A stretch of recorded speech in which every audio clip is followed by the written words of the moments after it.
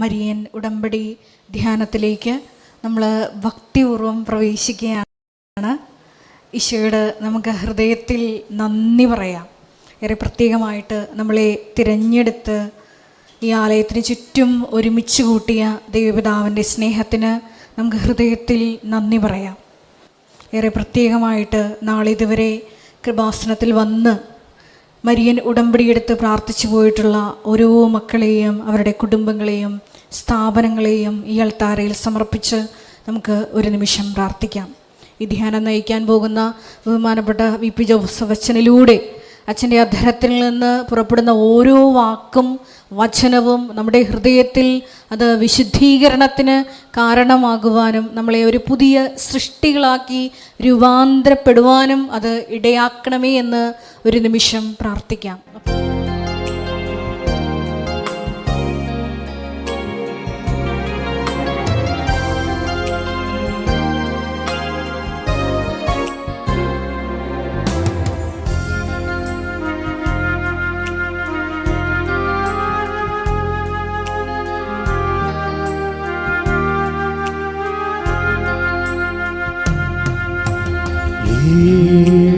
വിളക്കിൻ നടുവിൽ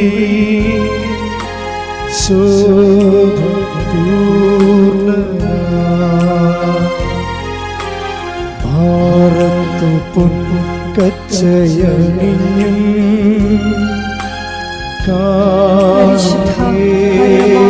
ദിവ്യകാരുണ്യത്തിന് നേരവും ആരാധനയും സ്തുതിയും പുകഴ്ചയും ഉണ്ടായിരിക്കട്ടെ.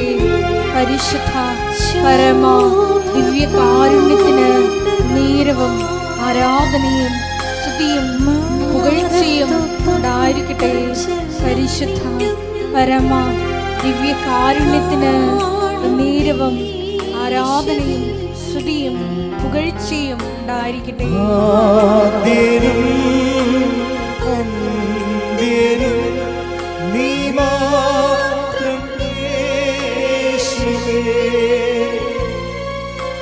സ്തുതികൾക്കും പുകഴ്ചയ്ക്കും യോഗ്യനേശുവേ,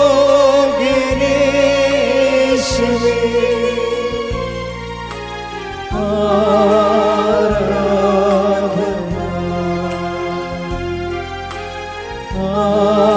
ആരാധന. കൈകളെ ഈശോയിലേക്ക് ചുരുമാണ്. ആദ്യനും അന്ത്യനും നീ മാത്രം യേശുവേ, സ്തുതികൾക്കും പുകഴ്ചയ്ക്കും യോഗ്യനേശുവേ,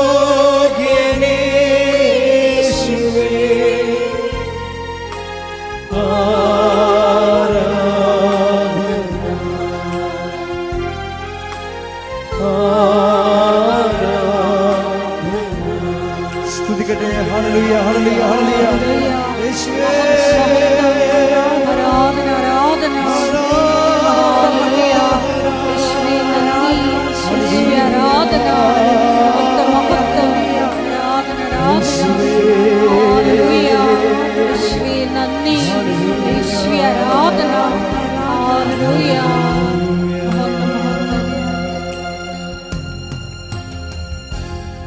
പരിശുദ്ധ പരമദിവ്യകാരുണ്യത്തിന് നേരവും ആരാധനയും സ്തുതിയും പുകഴ്ചയും ഉണ്ടായിരിക്കട്ടെ. പരിശുദ്ധ പരമദിവ്യകാരുണ്യത്തിന് നേരവും ആരാധനയും നമുക്ക് സ്തുതിച്ച് പ്രാർത്ഥിക്കാം. ഹല്ലേലൂയ യേശുവേ ആരാധന. കർത്താവേ, ആരാധനയുടെ നിമിഷങ്ങളിലൊക്കെയും കർത്താവേ, ഞങ്ങളുടെ ജീവിതത്തിൽ അങ്ങയുടെ സാന്നിധ്യം അങ്ങ് പ്രകടമാക്കണമെന്ന് ഞങ്ങൾ പ്രാർത്ഥിക്കുന്നു. ഇന്ന് ഈ ആലയത്തിൽ എത്തിച്ചേർന്നിരിക്കുന്ന ഒരു വ്യക്തി പോലും പരിശുദ്ധ അമ്മയുടെ സാന്നിധ്യം ലഭിക്കാതെ, മാധ്യസഹായത്തിന്റെ തണൽ ലഭിക്കാതെ പോകാതിരിക്കുവാൻ ഇടവരുത്തണമേ. ദൈവമേ, ആരാധന നയിക്കുന്ന ബഹുമാനപ്പെട്ട ജോസഫ് അച്ഛനെ സമർപ്പിച്ച് പ്രാർത്ഥിക്കുന്നു. ഓൺലൈനിലും ഓഫ്ലൈനിലും ഒക്കെ ആരാധനയിൽ പങ്കെടുക്കുന്നവരെ സമർപ്പിക്കുന്നു. ഈ ആരാധന നിമിഷങ്ങളൊക്കെയും കർത്താവേ, അങ്ങയുടെ പരിശുദ്ധാത്മാവിനെ അയച്ച് ഞങ്ങൾ ഓരോരുത്തരെയും നയിക്കണമേ എന്നും, പ്രാർത്ഥിക്കുവാനുള്ള അഭിഷേകം ഞങ്ങൾക്ക് നൽകണമേ എന്നും, വചനം ശ്രവിക്കുവാനുള്ള അഭിഷേകം ഞങ്ങൾക്ക് നൽകണമേ എന്നും നമുക്ക് പ്രാർത്ഥിച്ചുകൊണ്ട് ഈ സമയം ആയിരിക്കാം. ഹല്ലേലൂയ.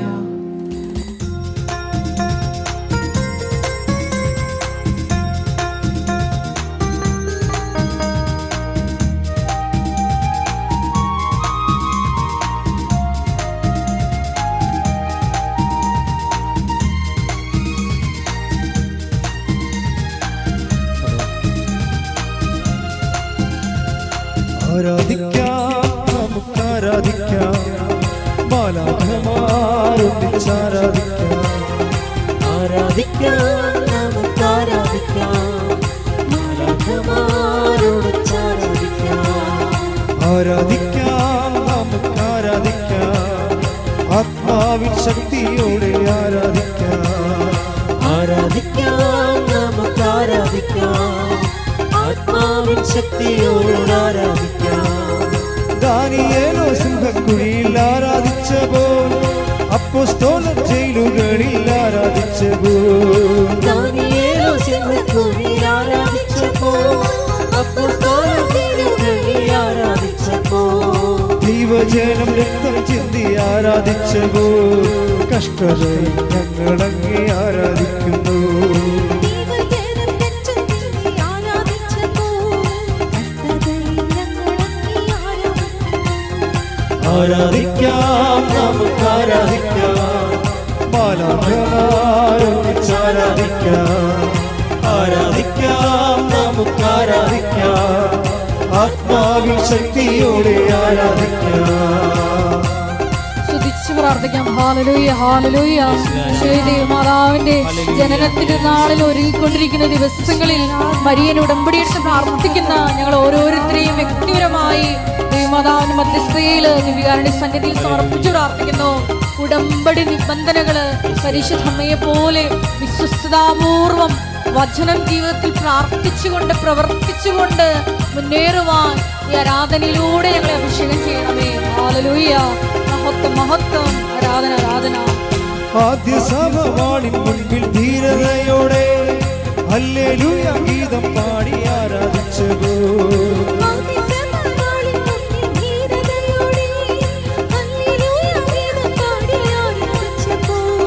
യേശുവിനായി ഈ ലോകത്തിൽ മരണം വന്നാലും ഹല്ലേലൂയ ഗീതം പാടി ആരാധിക്കുമേ.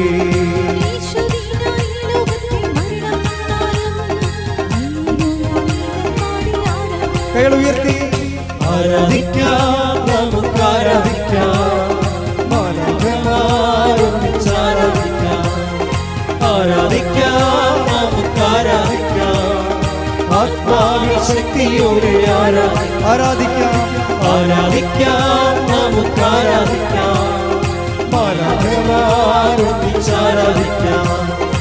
ആരാധിക്കാം, നമുക്ക് ആരാധിക്കാം, ആത്മാവിൻ ശക്തിയോടെ ആരാധിക്കാം. പരിശുദ്ധമേ, ദൈവമാതാവേ, അമ്മയുടെ പ്രത്യക്ഷീകരണത്തിന്റെ വലിയ അനുഭവം ഓരോ ഉടമ്പടി ആരാധനയിലൂടെ അനേകരുടെ ജീവിതങ്ങളിലേക്ക് എത്തുന്നതിനെ ഓർത്ത് ഈശോയെ ഞങ്ങൾ അങ്ങേക്ക് നന്ദി പറയുന്നു. ഈ ആരാധനയിൽ പങ്കെടുക്കുന്ന ഓരോ വ്യക്തികളും ജീവനുള്ള ദൈവത്തിന്റെ സാന്നിധ്യം തിരിച്ചറിയുവാൻ ഇടവരുത്തണമെന്ന് ഞങ്ങൾ പ്രാർത്ഥിക്കുന്നു. ഞങ്ങൾക്ക് ആവശ്യമായ ദൈവിക വെളിപ്പെടുത്തലുകൾ നൽകുന്നതിനെ ഓർത്ത് ഞങ്ങൾ അങ്ങേക്ക് നന്ദി പറയുന്നു. ഇന്നേ ദിവസം പ്രത്യേകം വിധം ഈ ആലയത്തിലായിരിക്കുവാനും ഈ ഉടമ്പടി ആരാധനയിൽ പങ്കുകാരാകുവാനും നീ ഇടവരുത്തിനോട് നന്ദി പറയുന്നു. നീ ആഗ്രഹിക്കുന്ന ദൈവിക പദ്ധതി ഞങ്ങളുടെ ജീവിതത്തിൽ നിറവേറ്റി തരണമേ എന്ന് ഞങ്ങൾ ഈ സമയം സ്തുതിച്ച് പ്രാർത്ഥിക്കുന്നു. ജീവിതത്തിൽ വേദനകളേറിടുമ്പോൾ, കഷ്ടനഷ്ട പീഡനങ്ങളേറിടുമ്പോൾ, സന്തോഷത്തോടെ ഉച്ചത്തിൽ പാടാം.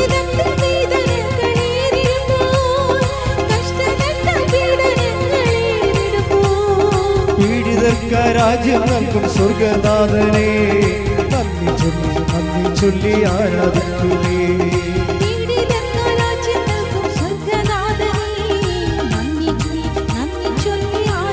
സന്തോഷത്തോടെ പാടാം. ആരാധിക്കാം, നമുക്ക് ആരാധിക്കാം, കൈകൾ ഉയർത്തി അടിച്ചുകൊണ്ട് മാലാഖമാരൊന്നിച്ച് ആരാധിക്കാം. ആരാധിക്കാം, നമുക്ക് ആരാധിക്കാം, ആത്മാവിൻ ശക്തിയോടെ ആരാധിക്കാം. ആരാധിക്കാം, നമുക്ക് ആരാധിക്കാം, മാലാഖമാരൊന്നിച്ച് ആരാധിക്കാം. ആരാധിക്കാം, നമുക്ക് ആരാധിക്കാം, ആത്മാവിൻ ശക്തിയോടെ ആരാധിക്കാം. ഹല്ലേലൂയ, ഹല്ലേലൂയ, ഹല്ലേലൂയ, ഹല്ലേലൂയ, ഹല്ലേലൂയ. ശക്തിനാഥ ടെലിവിഷനിലൂടെയും ഷാലോൺ ടെലിവിഷനിലൂടെയും മാംസത്തിന്റെ സോഷ്യൽ മീഡിയ പ്ലാറ്റ്ഫോമുകളുടെ എല്ലാം ഈ സമയ ആരാധനയിൽ പങ്കെടുത്ത് പ്രാർത്ഥിക്കുന്ന ഓരോ മക്കളെയും ഈശോയുടെ സമർപ്പിച്ച് പ്രാർത്ഥിക്കുന്നു. അമ്മയുടെ അഭിഷേകത്തിന്റെ സാക്ഷികളാക്കി നമ്മളെ ഉയർത്തണമെന്ന് പ്രാർത്ഥിക്കുന്നു. വലിയ വലിയ വ്യക്തിപരമായിട്ടുള്ള ദൈവാനുഭവങ്ങൾ നൽകണമെന്ന് പ്രാർത്ഥിക്കുന്നു. അഭിഷേകം നൽകണമെന്ന് പ്രാർത്ഥിക്കുന്നു. വചനത്താൽ വഴി നടത്തണമെന്ന് പ്രാർത്ഥിക്കുന്നു.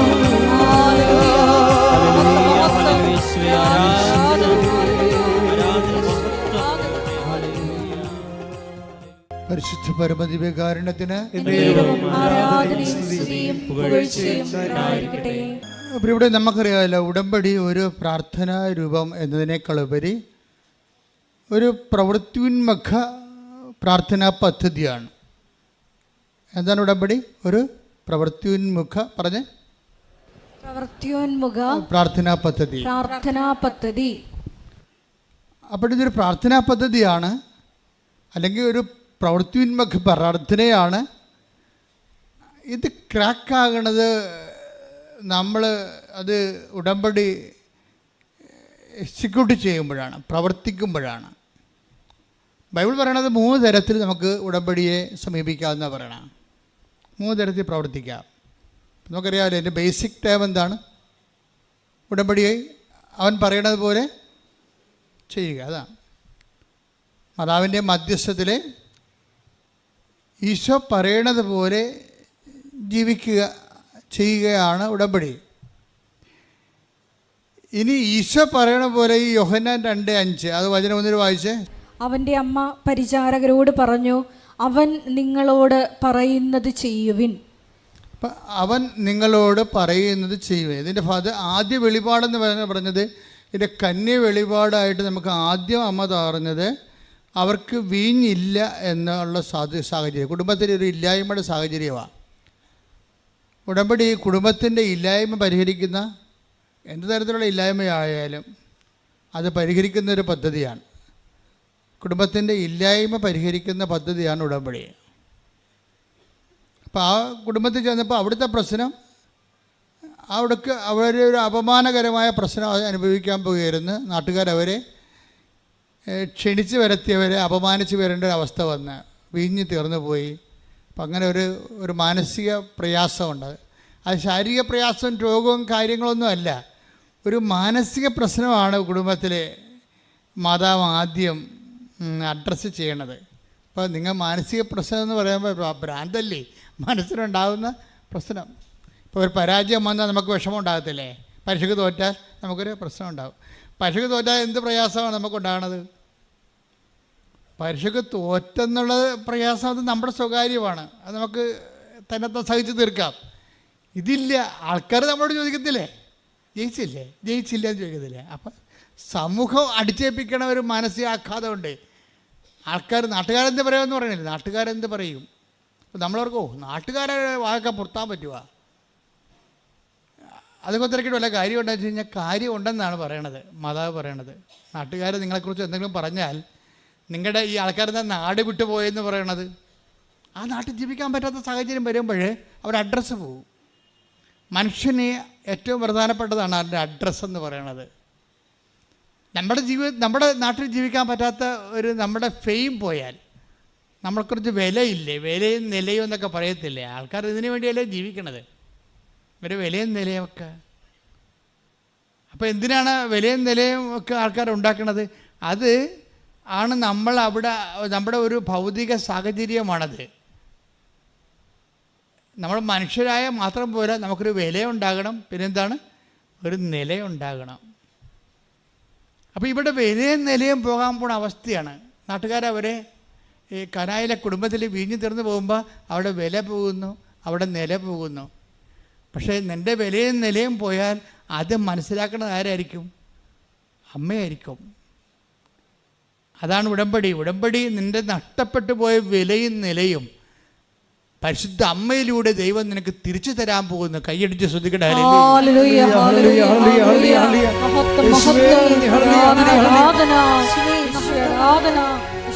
ഉടമ്പടിയിലൂടെ ഞങ്ങൾക്ക് നഷ്ടപ്പെട്ട ഐശ്വര്യം പുനഃസ്ഥാപിക്കുന്നതിന് നന്ദി പറയുന്നു.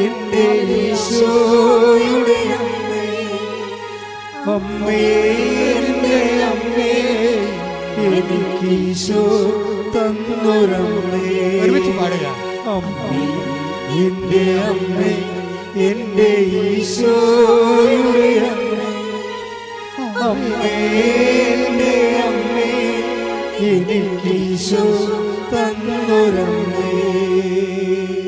പരിശുദ്ധ പരമദിവ്യകാരുണ്യത്തിന് നേരവും ആരാധനയും സ്തുതിയും പുകഴ്ചയും ഉണ്ടായിരിക്കട്ടെ.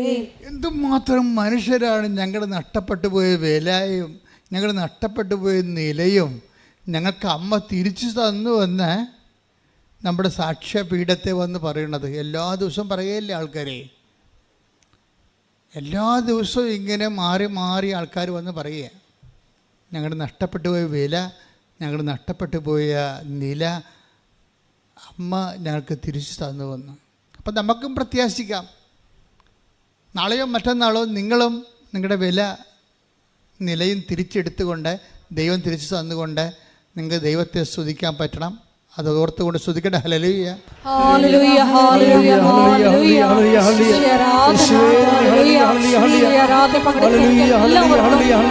സാക്ഷ്യം പറയാനിടയാക്കണമേ എന്ന് പ്രാർത്ഥിക്കുന്നു. ആരാധന, ആരാധന, ആരാധന, ആരാധന,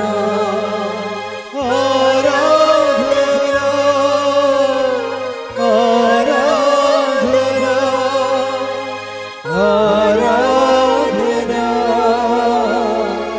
ആരാധന. ഇപ്പോൾ നഷ്ടപ്പെട്ടതോ നഷ്ടപ്പെടാൻ പോകുന്നതോ,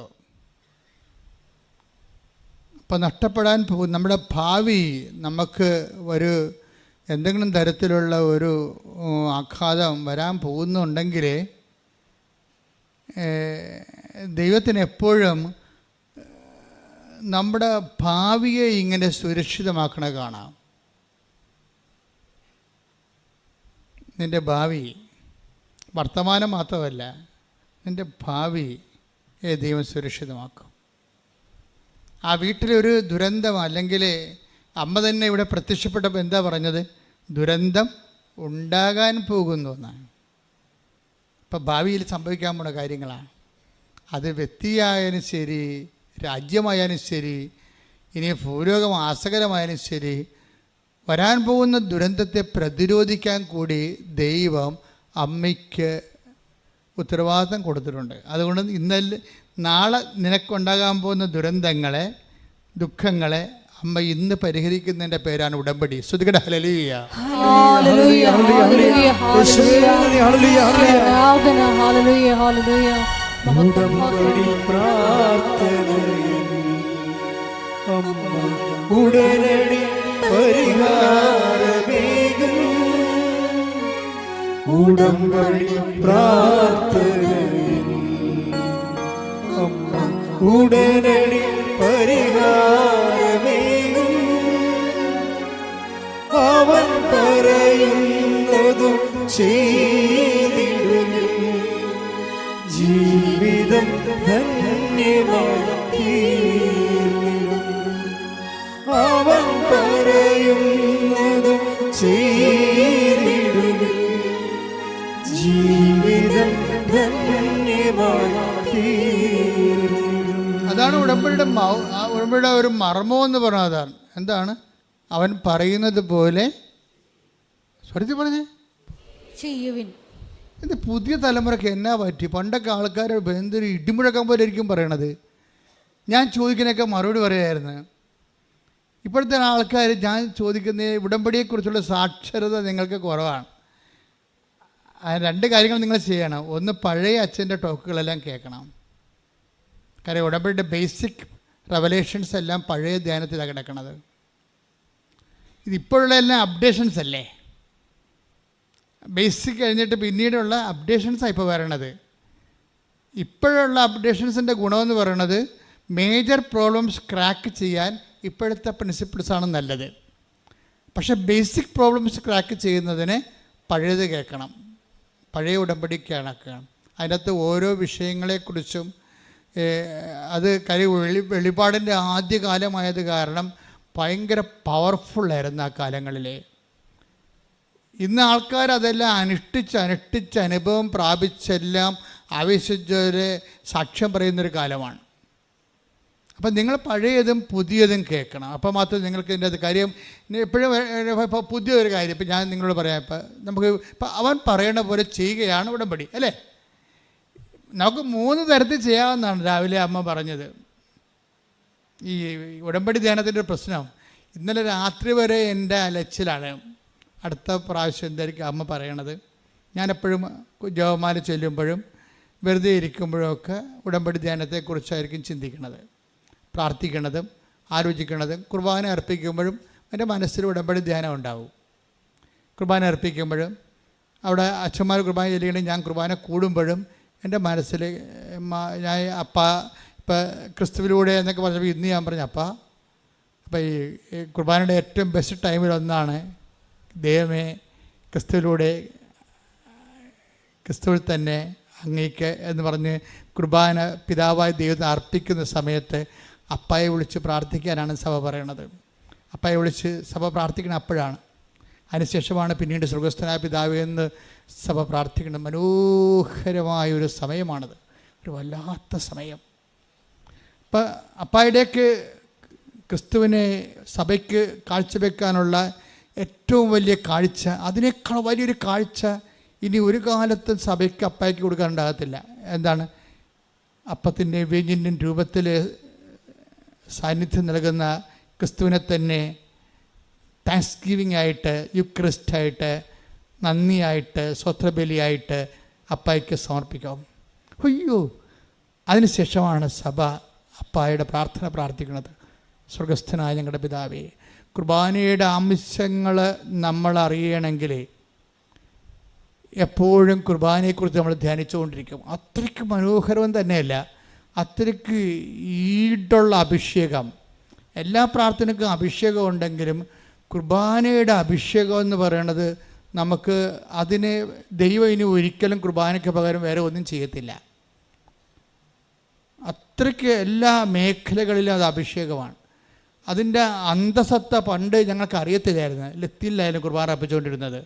എൻ്റെ കുഞ്ഞുനാളിലൊക്കെ പള്ളിയിൽ പോകുമ്പോൾ ഞാൻ 4ാം ക്ലാസ്സിലൊക്കെ ചെല്ലുമ്പോൾ ലത്തീം കുർബാന അച്ഛൻ അങ്ങോട്ട് തിരിഞ്ഞാണ് അർപ്പിച്ചുകൊണ്ടിരുന്നത്. അപ്പോൾ അതിനുശേഷം വത്തിക്കാൻ സുനക ദിവസം കൂടി പിതാക്കന്മാരിലൂടെ പരിശുദ്ധാത്മാവ് ജനങ്ങൾക്ക് തിരിഞ്ഞ് കുർബാന അർപ്പിക്കാൻ പറഞ്ഞു. അത് മലയാളത്തിൽ ചെല്ലാൻ പറഞ്ഞ്. അപ്പോഴാണ് ഇടിമുഴക്കം ഉണ്ടായത്. മലയാളത്തിൽ ചെല്ലിയപ്പോൾ എല്ലാവർക്കും മനസ്സിലായി എന്താണ് നടക്കുന്നത്, അൽത്താരയിൽ എന്താണ് അവർ പാടുന്നത്. കർത്താവെ കനിയണമേ എന്ന് പറഞ്ഞ് പറയുമ്പോൾ നമ്മുടെ ഉള്ളിലെ കർത്താവിൻ്റെ കനിവിങ്ങനെ നിറവായി വരും. അതിൻ്റെ കാരണം വെച്ച് കഴിഞ്ഞാൽ ആ പ്രാർത്ഥന വരുന്ന ഒരു സ്രോതസ്സുണ്ട്. അതായത് ഒരു ഗ്രാമത്തെ അല്ലെങ്കിൽ ഒരു പട്ടണത്തെ ശത്രുക്കൾ വളഞ്ഞ് അതിനെ ആക്രമിച്ച് അതിനെ കീഴ്പ്പെടുത്താൻ വേണ്ടി വരുമ്പോൾ ആ പട്ടണത്തിൻ്റെ രാജാവ് പടയാളികളുടെ കൂടെ ഇവരെ എതിർക്കാൻ വേണ്ടി പോകും. അവരെ പുറകെ നടന്ന് ആക്രമിച്ച് കീഴ്പ്പെടുത്തി അവരുടെ രാജ്യം കൊള്ളയടിച്ച് അവിടുന്ന് രത്നങ്ങളും സ്വർണങ്ങളുമായിട്ട് രാജാവ് തിരിച്ചു വരുന്ന ഒരു റോമൻ ഒരു ചരിത്രത്തിൻ്റെ പിന്നിലുണ്ട്. അപ്പം ജനങ്ങൾ പറയും എന്താണ്, രാജാവ് സ്വർണവും രത്നവുമായിട്ട് നമ്മളെ കൊല്ലാൻ വന്ന ശത്രുക്കളെ നമ്മൾ കീഴടക്കി കഴിഞ്ഞിട്ട് അവരുടെ പണ്ടം നമ്മൾ കൊള്ളയടിച്ച് കഴിഞ്ഞിട്ട് ആ കൊള്ള വസ്തുക്കളുമായിട്ട് തിരിച്ചു വരുന്നൊരവരവുണ്ട്. അതാണ് അത് യഹൂദൻ്റെ ജീവിതത്തിൽ അതുണ്ട്. യഹൂദൻ പറയും കൊള്ള വസ്തുക്കൾ പങ്കിടുന്നവരെ പോലെ ഞങ്ങൾ ആഹ്ലാദിച്ചെന്ന്. അപ്പോൾ നമ്മളോർക്കും കൊള്ള വസ്തുക്കൾ കാണുമ്പോൾ കണ്ടവൻ്റെ മുതൽ കൈയേറിയതിന് ആഹ്ലാദം ഉണ്ടാവുക. യഹൂദിന് ആഹ്ലാദം ഉണ്ടാവും. കാര്യം എന്താണ്? അവൻ്റെ പാർപ്പിടം കൈയേറാൻ വന്നവനെയാണ് രാജാവ് പോയി ആക്രമിച്ചിട്ട് അവൻ്റെ കൊള്ള വസ്തുക്കൾ പങ്കിട്ടുണ്ടോ എന്നിരിക്കുകയാണ്. ഇവൻ മരിക്കുന്നതിന് പകരം ഇവൻ ജീവിക്കുകയും ഇവനെ വർത്തമാനമാക്കുകയും ചെയ്യും. അത് കുർബാനയിൽ രാജാവ് ക്രിസ്തുവാണ്. സാത്താൻ നമ്മുടെ ആത്മാവിനെ തകർക്കാൻ വേണ്ടി വന്നു. അതിന് ക്രിസ്തു അവനോട് പടപൊരുതി അവൻ്റെ രക്തത്താൽ നമ്മളെ വീണ്ടെടുത്ത് ക്രിസ്തു നമുക്ക് പകരം വില കൊടുത്തുകൊണ്ട് ക്രിസ്തുവിൻ്റെ ആ വില കൊടുപ്പിലും ആ ത്യാഗോജ്വലമായ ബലിയർപ്പണത്തിലും അപ്പം പ്രസാദിച്ചുകൊണ്ട് അപ്പം ക്രിസ്തുവിനെ പ്രസാദിച്ചുകൊണ്ട് കൃപ നൽകുമ്പോൾ ആ കൃപയുമായി രാജാവ് എഴുന്നള്ളി വരികയാണ് കുർബാനയിലേക്ക്. അപ്പോൾ പറയും കർത്താവെ കനിയണമേ എന്ന് പറയും, ക്രിസ്തുവെ കനിയണമേ എന്ന് പറയും. എന്താ കാര്യം? നീ ഞങ്ങളുടെ ശത്രുക്കളെ തകർത്തെടുത്ത് നേടിയിട്ടുള്ള കൃപയുടെ രത്നങ്ങളെ ഞങ്ങളുടെ കയ്യിൽ വിട്ടുതരണേ. പണ്ട് രാജാക്കന്മാർ ചെയ്തുകൊണ്ടിരുന്നതാണ്. അവർ തിരിച്ചു വരും, കൊള്ളയടിച്ച വസ്തുക്കളുമായിട്ട് തിരിച്ചു വരുമ്പോൾ ജനങ്ങളെ ഇങ്ങനെ തുണികൾ വിരിച്ചുകൊണ്ട് ആ രാജാവിനെ എതിരേറ്റുകൊണ്ട് കർത്താവ് കനിയണമെന്ന് പറയുമ്പോൾ രാജാവ് രത്നങ്ങൾ വാരി ഇങ്ങനെ ജനങ്ങളിലേക്ക് എറിഞ്ഞിട്ട് കൊടുക്കും. എന്തൊരു ആഹ്ലാദത്തോടും ആരവത്തോടും കൂടിയാണ് അവരത് പറയണത്. അത് ഭയങ്കരമായ ഒരു ചരിത്രപരമായ വികാരോജ്വലമായ നിമിഷങ്ങളാണ് സഭ കുർബാനയിലേക്ക് എടുത്തിരിക്കുന്നത്. അത് മനോഹരമാണ് ശരിക്കും പറഞ്ഞാൽ. അങ്ങനെ കുർബാനയുടെ ഓരോ ഭാഗങ്ങളും നമ്മൾ ചിന്തിച്ചാലോചിച്ച് പ്രാർത്ഥിച്ചാൽ ത്രില്ലടിക്കും നമുക്ക്. അപ്പോൾ കുർബാന ശ്രുതികട മക്കളെ, ശ്രുതികട ഹല്ലേലൂയ.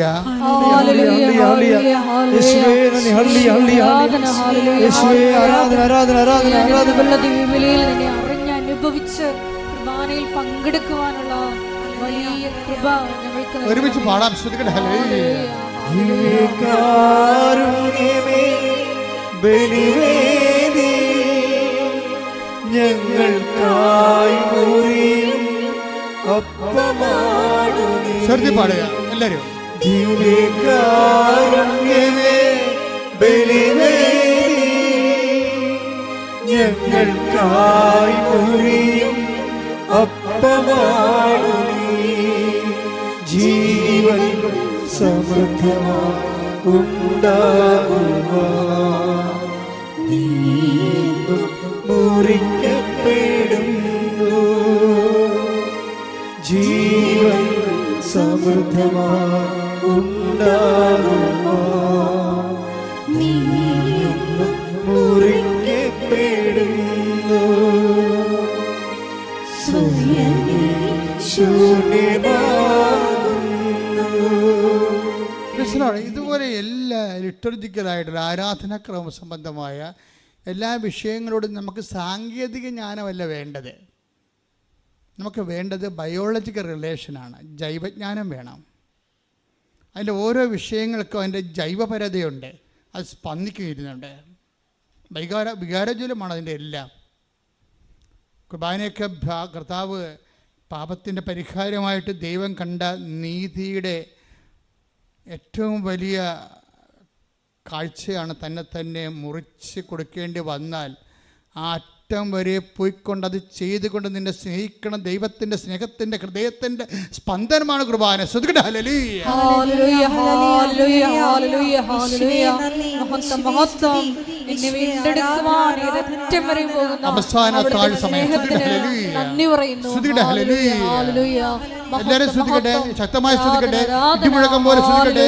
കർത്താവിന്റെ സ്നേഹം, കർത്താവിന്റെ സ്നേഹം, കർത്താവിന്റെ സ്നേഹം എല്ലാവർക്കും മുഴക്കട്ടെ. ശ്രുതിക്കട്ടെ ഹല്ലേലൂയ. ആരാധന. ഹല്ലേലൂയ ഹല്ലേലൂയ ഹല്ലേലൂയ. അവസാന താഴബലിയിൽ നാഥന്റെ ഹൃദയം നുറുങ്ങി. ഒരുമിച്ച് പാടുക. അവസാന താഴബലിയിൽ നാഥന്റെ ഹൃദയം നുറുങ്ങി. തിരിയാതെ പേരിൽ വസിക്കാനീശോ സ്നേഹത്തിൻ കൂദാശയേകി. പിരിയാതെ പേരിൽ വസിക്കാനീശോ സ്നേഹത്തിൻ കൂദാശയായി. അവസാന അവസാന അത്താഴബലിയിൽ നാഥന്റെ ഹൃദയം ജ്വലിച്ചു. പിരിയാതെ പ്രിയാതെ പേരിൽ വസിക്കാനീശോ സ്നേഹത്തിൻ കൂദാശയായി. എന്തോ ഒരു ഹൃദയമാണെന്ന് നോക്കേ. പിരിയാതെ പ്രിയരിൽ വസിക്കാൻ ഈശോ സ്നേഹത്തിൻ കൂദാശയായി. കൂദാശ തന്നെ രൂപപ്പെട്ടതിൻ്റെ ഉദ്ദേശം നമ്മളെ വിട്ടുപിരിഞ്ഞു പോകാതിരിക്കാനുള്ള ദൈവത്തിൻ്റെ അഗമ്യമായ സ്നേഹത്തിൻ്റെ ആഗ്രഹമാണ്. അതുകൊണ്ട് തന്നെ കുർബാന കൂടണമെന്ന് പറയുമ്പോഴേ കർത്താവിൻ്റെ സ്നേഹത്തിൽ നമ്മൾ ഐക്യപ്പെടുകയാണ് ചെയ്യണത്. ശ്രദ്ധിക്കട്ടെ. ഹല്ലേലൂയ. ഹല്ലേലൂയ ഹല്ലേലൂയ ഹല്ലേലൂയ.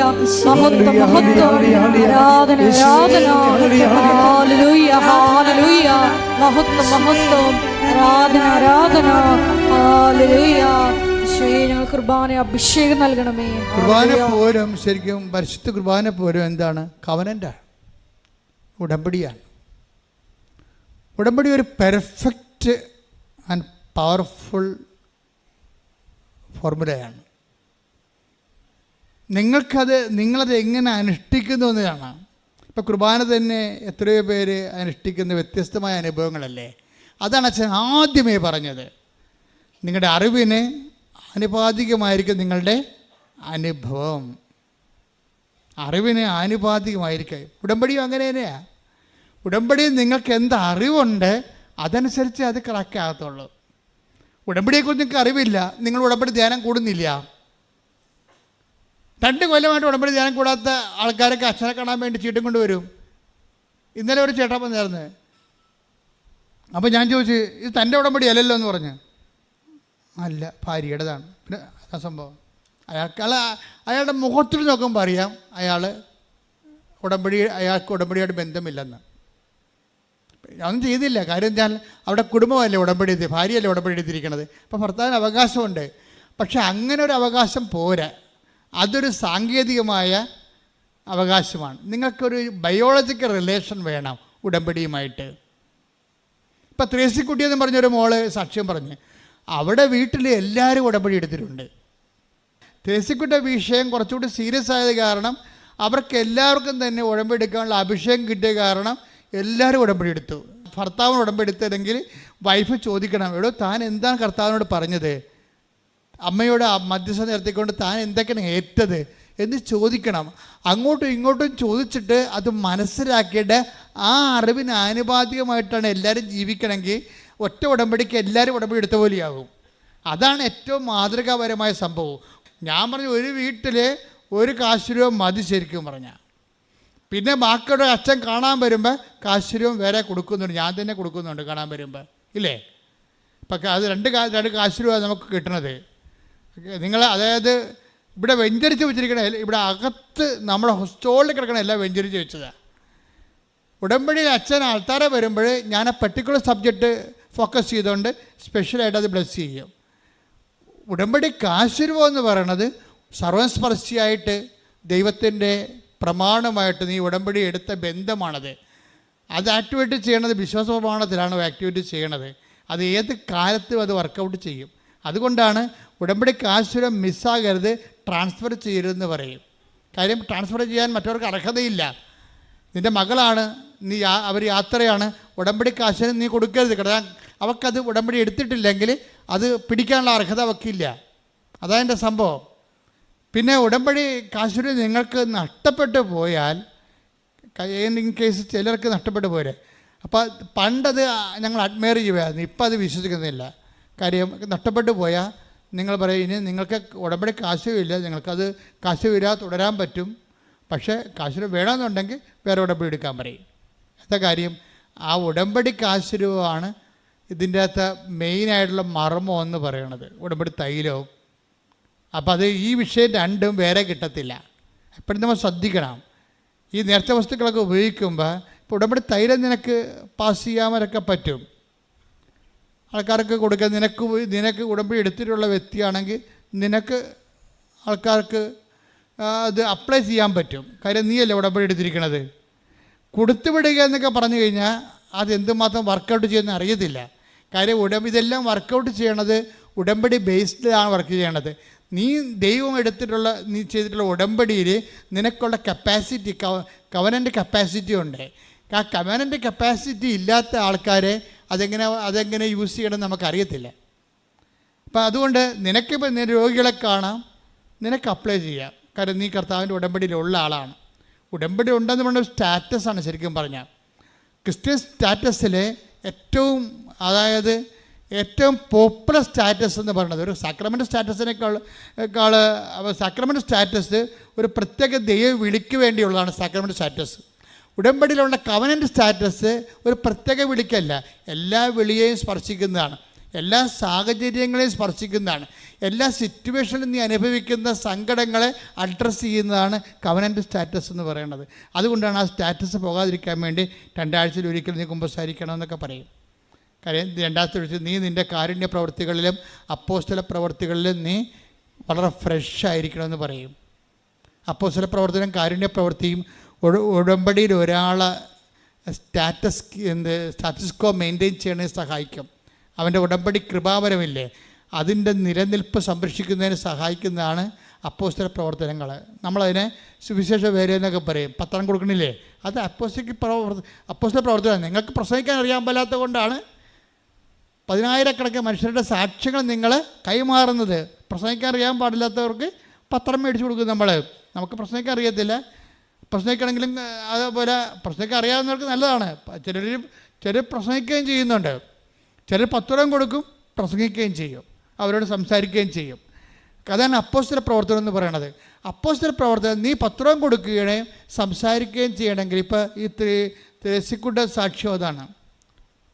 വയനാടത്തെ മാനന്തവാടി കത്തിൽ രൂപത കരുതിയ ത്രേസ്യക്കുട്ടി പറയണത്, ഞാൻ കല്യാണം ക്ഷണിക്കാൻ പോയപ്പോൾ പോലും കല്യാണക്കുറിയുടെ കൂടെ അത്രയും തന്നെ പത്രം കൊണ്ടുപോയെന്നാണ് പറയണം. കല്യാണക്കുറി കൊടുക്കണ വീട്ടിലെല്ലാം പത്രം കൊടുത്തിട്ട് സംസാരിക്കും ഞാൻ അവരോട്. പോരെ, കല്യാണം ക്ഷണിക്കാൻ പോവുകയാണേ, ആൾക്കാർ എന്തുമാത്രം മാറ്റമാണ് മാറണമെന്ന് നോക്കിയേ. കല്യാണക്കുറിയുടെ കൂടെ പത്രം കൊണ്ട് കൊടുക്കും. ഇതിന് പത്രം കൊടുത്തിട്ട് ഞാൻ മകളുടെ കല്യാണമല്ല പറയണത്, അത് നിങ്ങൾ വരണം തീർച്ചയായിട്ടും. പിന്നെ പറയണത് എന്താണ്? ഉടമ്പടിയെക്കുറിച്ചാണ് പറയണത്. കല്യാണം ക്ഷണിക്കാൻ പോണ അമ്മ, മകൻ്റെ കല്യാണം ക്ഷണിക്കാൻ പോകുന്ന അമ്മ ക്ഷണിക്കണ വീട്ടിൽ ഉടമ്പടിയെക്കുറിച്ചും കൃപാസനത്തെക്കുറിച്ചും മാതാവിനെക്കുറിച്ചും പറയണമെങ്കിൽ അതിൻ്റെ പേരാണ് അപ്പോസ്തല പ്രവർത്തനം എന്ന് പറയുന്നത്. ഈ അപ്പോസ്തല പ്രവർത്തനവും അതുപോലെ തന്നെ കാരുണ്യ പ്രവർത്തികളും, ഈ 2 കാര്യം സ്റ്റാറ്റസ്കോ മെയിൻറ്റെയിൻ ചെയ്താലേ, അതിൻ്റെ തലസ്ഥിതി നിലനിർത്തിയെടുത്താലേ നിങ്ങൾ കവനൻ്റിലാണ്. ശരിക്കും പറഞ്ഞാൽ കവനൻ്റിലാണെന്ന് വെച്ച് കഴിഞ്ഞാൽ ഈ നമ്മൾ തൊട്ടതെല്ലാം പൊന്നാകുമെന്ന് പറയത്തില്ലേ, അതുപോലുള്ള അനുഭവമാണ്. കാര്യം ഉടമ്പടിക്കൊരു പ്രശ്നം വെച്ചാൽ, ഉടമ്പടിയിൽ ദൈവം നിങ്ങളതിൻ്റെ ഫോർമുല കറക്റ്റ് ചെയ്താൽ പിന്നെ ഓട്ടോമാറ്റിക്കായിട്ട് ഗ്രേസ് നിങ്ങൾ ആഗ്രഹിക്കുന്ന മേഖലയെല്ലാം കൃപ ഒഴുകിക്കൊണ്ടിരിക്കും. കാര്യം എന്താണ്? ദൈവം വിശ്വസ്തനും സത്യസന്ധനുമായതുകൊണ്ട് നിങ്ങൾ സത്യത്തിലാണ് അത് ചെയ്യണമെന്നുണ്ടെങ്കിൽ നിങ്ങളെ ഫ്രോഡ് കളിക്കരുത്. കാര്യം നിങ്ങൾ ഫ്രോഡ് കളിക്കുന്നത് വെച്ചാൽ 90 ദിവസം വരെ ഒരു അഡ്ജസ്റ്റ്മെൻറ്റിൽ പോകാം, 90 ദിവസം കഴിയുമ്പോൾ വല്ല പഴയ അവസ്ഥയിലേക്ക് പിരിയാവെന്നൊക്കെ പറഞ്ഞുകൊണ്ടാണ് നിങ്ങൾ ഉടമ്പടി എടുക്കണമെങ്കിൽ ദൈവത്തിന് അറിയാമല്ലോ, ഇത് ചുമ്മാ കാര്യം കാണാൻ വേണ്ടി വയറ്റിപ്പഴപ്പിന് വേണ്ടി ചുമ്മാ ഉടുത്ത് കെട്ടി പണ്ടാരെ ഇറങ്ങിയിരിക്കണമെന്ന് അറിയാമല്ലോ ദൈവത്തിന്. അതുകൊണ്ട് വർക്കൗട്ട് ചെയ്യത്തില്ല. അപ്പം നിങ്ങൾ പറഞ്ഞ കർത്താവേ, ഉടമ്പടി തന്നെ ആ അരൂപിച്ച് ജീവിക്കാൻ സഹായിക്കുന്നത് പ്രാർത്ഥിക്കണം. പിന്നെ ഇതൊന്നും പ്രാർത്ഥിക്കുന്നതിന് മുമ്പ് വേറൊരു പ്രാർത്ഥനയുണ്ട്. എന്താണെന്നറിയാവോ? ഉടമ്പടി പെട്ടെന്ന് കത്തണമെങ്കിൽ, പെട്രോൾ കത്തണ പോലെ കത്തണമെങ്കിൽ പ്രാർത്ഥിക്കേണ്ട ഒരു പ്രാർത്ഥന ഉണ്ട്. എന്താണ്? അതൊരു വരി പ്രാർത്ഥനയേ ഉള്ളൂ. ഒരു വരി പ്രാർത്ഥന ഉണ്ടെങ്കിൽ ഉടമ്പടി പെട്രോൾ പോലെ കത്തും. എന്ത് പ്രാർത്ഥനയാണത്? അമ്മേ, എന്നെ അമ്മയുടെ പ്രത്യക്ഷീകരണത്തിൻ്റെ സാക്ഷിയാക്കണമേ. തീർന്ന്, ദിസ് ഓവർ. എല്ലാം അതിനകത്തുണ്ട്. ഒറ്റ പ്രാർത്ഥന. ഞാനിവിടെയൊക്കെ പറയുമ്പോൾ ഞാൻ പറഞ്ഞു, നീ ഓപ്പറേഷൻ്റെ സമയത്ത് അല്ലെങ്കിൽ നീ പ്രസവിച്ചുകൊണ്ട് ഇരിക്കുന്ന സമയത്ത് എനിക്ക് പേറ്റുന്നോ വന്നുകൊണ്ടിരിക്കുകയാണ്. അപ്പോഴും നീ വായ തെളിച്ചു, അമ്മേ എന്നെ പ്രത്യക്ഷീകരണത്തിൻ്റെ സാക്ഷിയാക്കണമേ. തീർന്ന്. പ്രത്യക്ഷീകരണ പ്രാർത്ഥനയുടെ കൺസൈസ് രൂപമാണ്. അതിലിങ്ങനെ നമ്മൾ അതിൻ്റെ എന്താണ് കാച്ചി കുറുക്കി അതിൻ്റെ സത്ത് കടഞ്ഞെടുത്തിട്ട് എടുക്കുന്ന സംഭവമാണ് ക്യാപ്സ്യൂള്. എന്താണ്? ഒരു ക്യാപ്സ്യൂൾ പ്രെയറാണ്. Covenant capsule prayer. എന്താണ്? പറഞ്ഞേ, അമ്മേ എന്നെ അമ്മയുടെ പ്രത്യക്ഷീകരണത്തിന്റെ സാക്ഷിയാക്കണമേ. ഇതൊരു 10 പ്രാവശ്യം നിനക്കൊരു ദിവസം പറയാൻ ഇടയായി കഴിഞ്ഞാൽ നീ നിന്റെ കവനൻ്റിലെ ബയോളജിക്കൽ റിലേഷൻ കീപ്പ് ചെയ്യാൻ പറ്റും. സാങ്കേതിക ജ്ഞാനമല്ല, സാങ്കേതിക റിലേഷൻ, ടെക്നിക്കൽ റിലേഷനുണ്ട്. പല ആൾക്കാർക്കും ഉടമ്പടിയുമായിട്ടുള്ള ടെക്നിക്കൽ റിലേഷനാണ്. ടെക്നിക്കൽ റിലേഷനിൽ അതിൻ്റെ ഒരു വരണ്ട കാലാവസ്ഥയിലാണ് ഈ സാധനം വർക്കൗട്ട് ചെയ്യണത്. ഇപ്പം തെങ്ങ് നോക്കിക്കഴിഞ്ഞാൽ തെങ്ങ് നോക്കുമ്പോൾ തേങ്ങ ഉണ്ടെന്ന് പറയാൻ പറ്റും. എത്ര വെള്ളക്കാ പൊട്ടിയതായിരിക്കും? 50 വെള്ളക്കാ പൊട്ടി. എത്ര തേങ്ങയുണ്ട്? 4 തേങ്ങയുണ്ട്. പോരെ? അതാണ് പ്രശ്നം. തേങ്ങ ഉണ്ടെന്ന് പറഞ്ഞിട്ട് കാര്യമില്ല. സാങ്കേതികമാണ്. ഭൂമിയിൽ ഇങ്ങനെ ആ സംഭവം, ആ തെങ്ങെന്ന് പറഞ്ഞ സാധനം ഭൂമിയിൽ ഉറച്ചു നിൽക്കണ കാരണം 4 തേങ്ങ ഉണ്ട്. പക്ഷേ വെള്ളക്കാത്തിലൂടെ പൊട്ടിയിരിക്കണത് 50 വെള്ളക്കാ പൊട്ടിയിട്ടാണ് 4 തേങ്ങ ഉള്ളത്. ഒന്നുമില്ലെങ്കിൽ ഒരു 10-20 തേങ്ങ പിടിക്കേണ്ടതാണത്. നല്ല വിളക്കൂറുള്ള മണ്ണിലാണ് ആ തെങ്ങ് നിൽക്കണമെന്നുണ്ടെങ്കിൽ, ഇത്തിരി വെള്ളമൊക്കെ ആവശ്യത്തിനുണ്ടെങ്കിൽ ഒരു 10-20 തേങ്ങ കിട്ടേണ്ട സംഭവത്തിൽ 4 തേങ്ങയാണ്. എന്തുകൊണ്ടാണ് ഈ ഉടമ്പടിയിൽ ഈ വ്യത്യാസം വന്നത്? എല്ലാവരും എടുത്തിരിക്കുന്ന ഉടമ്പടിയാണ്. ചിലത് 4 തേങ്ങ, ചിലത് 8 തേങ്ങ, ചിലത് 12 തേങ്ങ, ഇങ്ങനെ കിടക്കണം. ഈ വ്യത്യാസം വരാൻ കാരണം എന്താണ്? അതിൻ്റെ കാരണം ചെയ്വനയുടെ രീതികളാണ്. ബൈബിളിൽ 3 തരം ചെയ്വനയുണ്ട്. ചെയ്വന എന്ന് പറഞ്ഞാൽ എന്താണ്? ചെയ്യുന്ന രീതികൾ. അവൻ പറയണ പോലെ ചെയ്യണതാണല്ലോ ഉടമ്പടി. പക്ഷെ അവൻ പറയണ പോലെ എല്ലാവരും ചെയ്യണില്ല. ചിലർ ചെയ്യണം. ഇപ്പോൾ ബൈബിളിൽ 3 തരം ചെയ്ത്താണ് ഉള്ളത്. ഒരു ചെയ്ത്ത് എന്താണ്? ഒരു ചെയ്തെന്ന് പറയണത് മത്തായിയുടെ സുവിശേഷം 25:18 ഒരു ചെയ്ത്തുള്ളത്. അതെന്ത് ചെയ്ത്താണത്? അവന് കിട്ടിയ നാണയം, താലന്ത് അവൻ കൊണ്ട് കുഴിച്ചിട്ടിട്ട് വെറുതെ ഇരിക്കും. ചില ഉടമ്പടി എടുത്ത് വെറുതെ ഇരിക്കുന്ന ആൾക്കാരില്ലേ? അതാ സംഭവം. അത് വായിച്ചതെന്ന് വെച്ചാൽ ഒന്ന് മത്തായിയുടെ സുവിശേഷം എടുത്തേ. മത്തായി 25:18. എന്നാൽ ഒരു താലന്ത് ലഭിച്ചവൻ പോയി നിലം കുഴിച്ച് യജമാനന്റെ പണം മറച്ചു വെച്ചു. അതാണ് അവൻ. അപ്പം അതിന് മൊത്തം വായിച്ചതൊക്കെ മനസ്സിലാകത്തുള്ളത്. മൊത്തം ഒന്ന് വായിച്ചത് മത്തായി ശ്രീകളുടെ സുവിശേഷം 25:14 മുതലുള്ള ഒരുവൻ യാത്ര പുറപ്പെടുന്നതിന് മുമ്പ് പറഞ്ഞേ. ഒരുവൻ യാത്ര പുറപ്പെടുന്നതിന് മുമ്പ് ഭൃത്യന്മാരെ വിളിച്ച് തന്റെ സമ്പത്ത് അവരെ ഭരമേൽപ്പിച്ചതുപോലെയാണ് സ്വർഗരാജ്യം. അവൻ ഓരോരുത്തന്റെയും കഴിവനുസരിച്ച് ഒരുവന് 5 താലന്തും മറ്റൊരുവന് 2 വേറൊരുവന് 1 കൊടുത്ത ശേഷം യാത്ര പുറപ്പെട്ടു. 5 താലന്ത് ലഭിച്ചവൻ ഉടനെ പോയി വ്യാപാരം ചെയ്ത് 5 താലന്ത് കൂടി സമ്പാദിച്ചു. 2 താലന്ത് കിട്ടിയവനും 2 കൂടി നേടി. എന്നാൽ 1 താലന്ത് ലഭിച്ചവൻ പോയി നിലം കുഴിച്ച് യജമാനന്റെ പണം മറച്ചു വെച്ചു. അപ്പൊ ഇങ്ങനെ ഒരു രീതിയുണ്ട്. ഉടമ്പടി എടുക്കാം, പക്ഷെ ഉടമ്പടി മറച്ചു വെക്കും ആൾക്കാർ. വീട്ടുകാർ പോലും അറിയത്തില്ല ഒരു ഉടമ്പടി എടുത്തതാണെന്ന്. നമ്മൾ ഉടമ്പടി എടുക്കും, പക്ഷെ വീട്ടുകാർക്ക് പോലും അറിയാൻ പറ്റത്തില്ല ഉടമ്പടി എടുത്താണോ ഇല്ല എന്ന്. കാര്യം വീട്ടുകാർ ഉടമ്പടി എടുത്തതാണെന്ന് അറിഞ്ഞു കഴിഞ്ഞാൽ ഇവൻ അളിയൻ വരുമ്പോൾ വല്ല വീശിക വല്ലതും ചെയ്ത വീട്ടുകാരെ പിടിക്കുക. ഇടാ നീ ഉടമ്പടി എടുത്തതല്ലേ, എന്തിനാണ് പോക്കൃത്തരം കാണിക്കണമെന്ന് ചോദിക്കും. അതുകൊണ്ട് പറ്റിപ്പുകാർ ഉടമ്പടി പുറത്ത് പറയത്തില്ല, മറച്ചു വെക്കും. അതാണ് 25:18. 1 താലന്ത് ലഭിച്ചവ വന്നിട്ട് അത് മറച്ചു വെച്ചു. ഉടമ്പടി മറ്റുള്ളവരെ അറിയാതെ ജീവിക്കണ കുറേ ആൾക്കാരുണ്ട്. അതാണ് മറച്ചു വെപ്പുകാരെന്ന് പറയുന്നത്. നിങ്ങൾ അങ്ങനെയാണെന്ന് ചിന്തിക്കണം കേട്ടോ, പണി കിട്ടേ. ഉടമ്പടി എടുത്തിട്ട് മറച്ചു വെക്കുക. ഞാൻ ഉടമ്പടി എടുത്തതായിട്ട് വീട്ടുകാർക്കോ നാട്ടുകാർക്കോ അറിയാൻ പറ്റത്തില്ല. പത്രം കൊടുക്കത്തില്ല, അത് വേറെ ആരെങ്കിലും ഏൽപ്പിക്കും, അല്ലെങ്കിൽ അലമാരി വെച്ചേക്കും, മറച്ചു വെക്കും. പത്രം കൊടുത്താലല്ലേ ഉടമ്പടി എടുത്തെന്ന് അറിയത്തുള്ളൂ. അപ്പോൾ ഇങ്ങനെ മറച്ചു വെച്ചാൽ സ്വാഭാവികമായിട്ടും എന്താ സംഭവിച്ചിരിക്കണത്? പണ്ട് ഉടമ്പടി എടുക്കാൻ വന്നപ്പോൾ ഉണ്ടായിരുന്നത് കൂടി തിരിച്ചെടുക്കാൻ സാധ്യതയുണ്ട്. 25 വായിച്ചേ. മത്തായി 25:25. അതിനാൽ ഞാൻ ഭയപ്പെട്ട് നിന്റെ താലന്ത് മണ്ണിൽ മറച്ചു വെച്ചു. ഉടമ്പടി മറച്ചു വെച്ച കക്ഷികളാണ്. ഇതാ നിന്റേത് എടുത്തുകൊള്ളുക. യജമാനൻ പറഞ്ഞു ദുഷ്ടനും മടിയനുമായ വൃത്യ.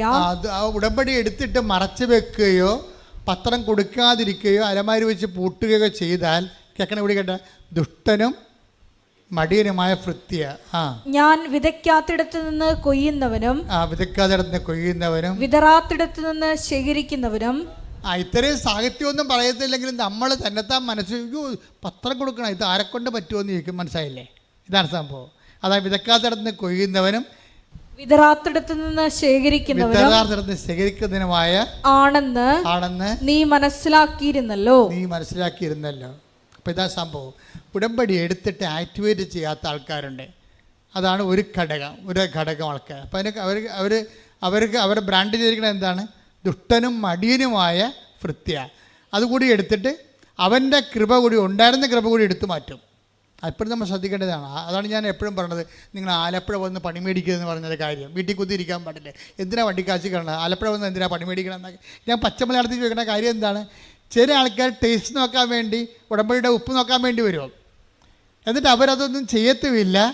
അത് വീട്ടിൽ അപ്പോൾ എന്തെങ്കിലും വിഷയം ഉണ്ടാകുമ്പോൾ ഉടമ്പടി തൈലം ആലപ്പുഴ പോയപ്പോൾ മാതാവിൻ്റെ ഒക്കെ ഇത് മേടിച്ചാലല്ല, അവിടെ എവിടെയോ കാണും, ഒന്ന് നോക്കിക്കുക. ഇവർ വെച്ച സ്ഥലം പോലും അറിയാൻ പാടില്ല. അവർ അത്ര ഉള്ള വെടുകന്മാർ ഈ സംഭവം എടുത്തിട്ടുണ്ട്. അപ്പം അതുകൊണ്ട് വെറുതെ ആവശ്യമില്ലാതെ ദൈവത്തിനെ പരീക്ഷിക്കരുത്. അതാ മറച്ച് വെക്കുക എന്ന് പറയുന്നത്, ഉടമ്പടി മറച്ച് വെക്കുക. അതിന് കൊടുത്തിരിക്കുന്ന മറുപടി എന്താണ്? ദുഷ്ടഭൃത്യ, ദുഷ്ടനും മടിയനുമായ ഭൃത്യ.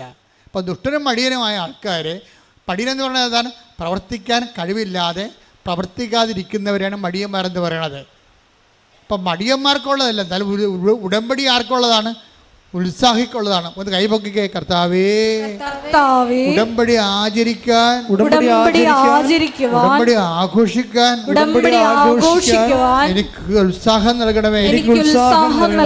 എന്റെ മടി മനസ്സിൽ നിന്ന്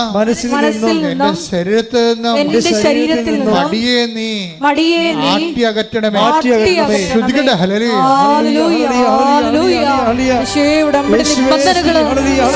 പൂർവം അത്യുത്സാഹത്തോടെ ചെയ്ത് വേഗം സാക്ഷ്യം പറയുവാൻ ഈ ആരാധനയിലൂടെ ഞങ്ങളെ അഭിഷേകം ചെയ്യണമേ.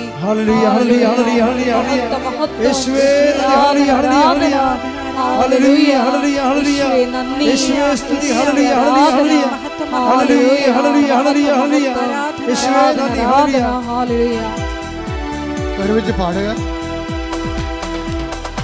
ഉണർത്തണമേ എന്നെ, ഉണർത്തണമേ ആത്മാവാൽ എന്നെ ഉണർത്തണമേ. ഉണർത്തണമേ എന്നെ, ഉണർത്തണമേ ആത്മാവാൽ എന്നെ ഉണർത്തണമേ. ഞാൻ ഉണർന്നാലും ദേശമുണരും. ഉണർത്തണമേ, ഉണർത്തണമേ. ഞാൻ ഉണർന്നാലും ദേശമുണരും. ഉണർത്തണമേ എന്നെ, ഉണർത്തണമേ. ഉണർത്തണമേ എന്നെ, ഉണർത്തണമേ ആത്മാവാൽ എന്നെ ഉണർത്തണമേ.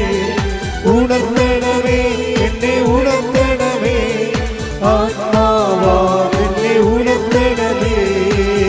പരിശുദ്ധ പരമദിവ്യകാരുണ്യത്തിന് നേരവും ആരാധനയും സ്തുതിയും പുകഴ്ചയും ഉണ്ടായിരിക്കട്ടെ. അപ്പം നമ്മുടെ സബ്ജക്റ്റ് എന്താണ്? 3 തരത്തിൽ നമുക്ക് ഉടമ്പടി ആക്ടിവിറ്റി ചെയ്യാൻ പറ്റും. ഒന്നെന്താണ്? ഒന്ന് ഉടമ്പടി എടുത്തിട്ട് മറച്ച് വെക്കുക. അതാണ് 15-18, 25-18. രണ്ടാമത്തത് എന്താണ്? 17-10. ലുക്കാൻ്റെ സുവിശേഷം 17-10. 17:10.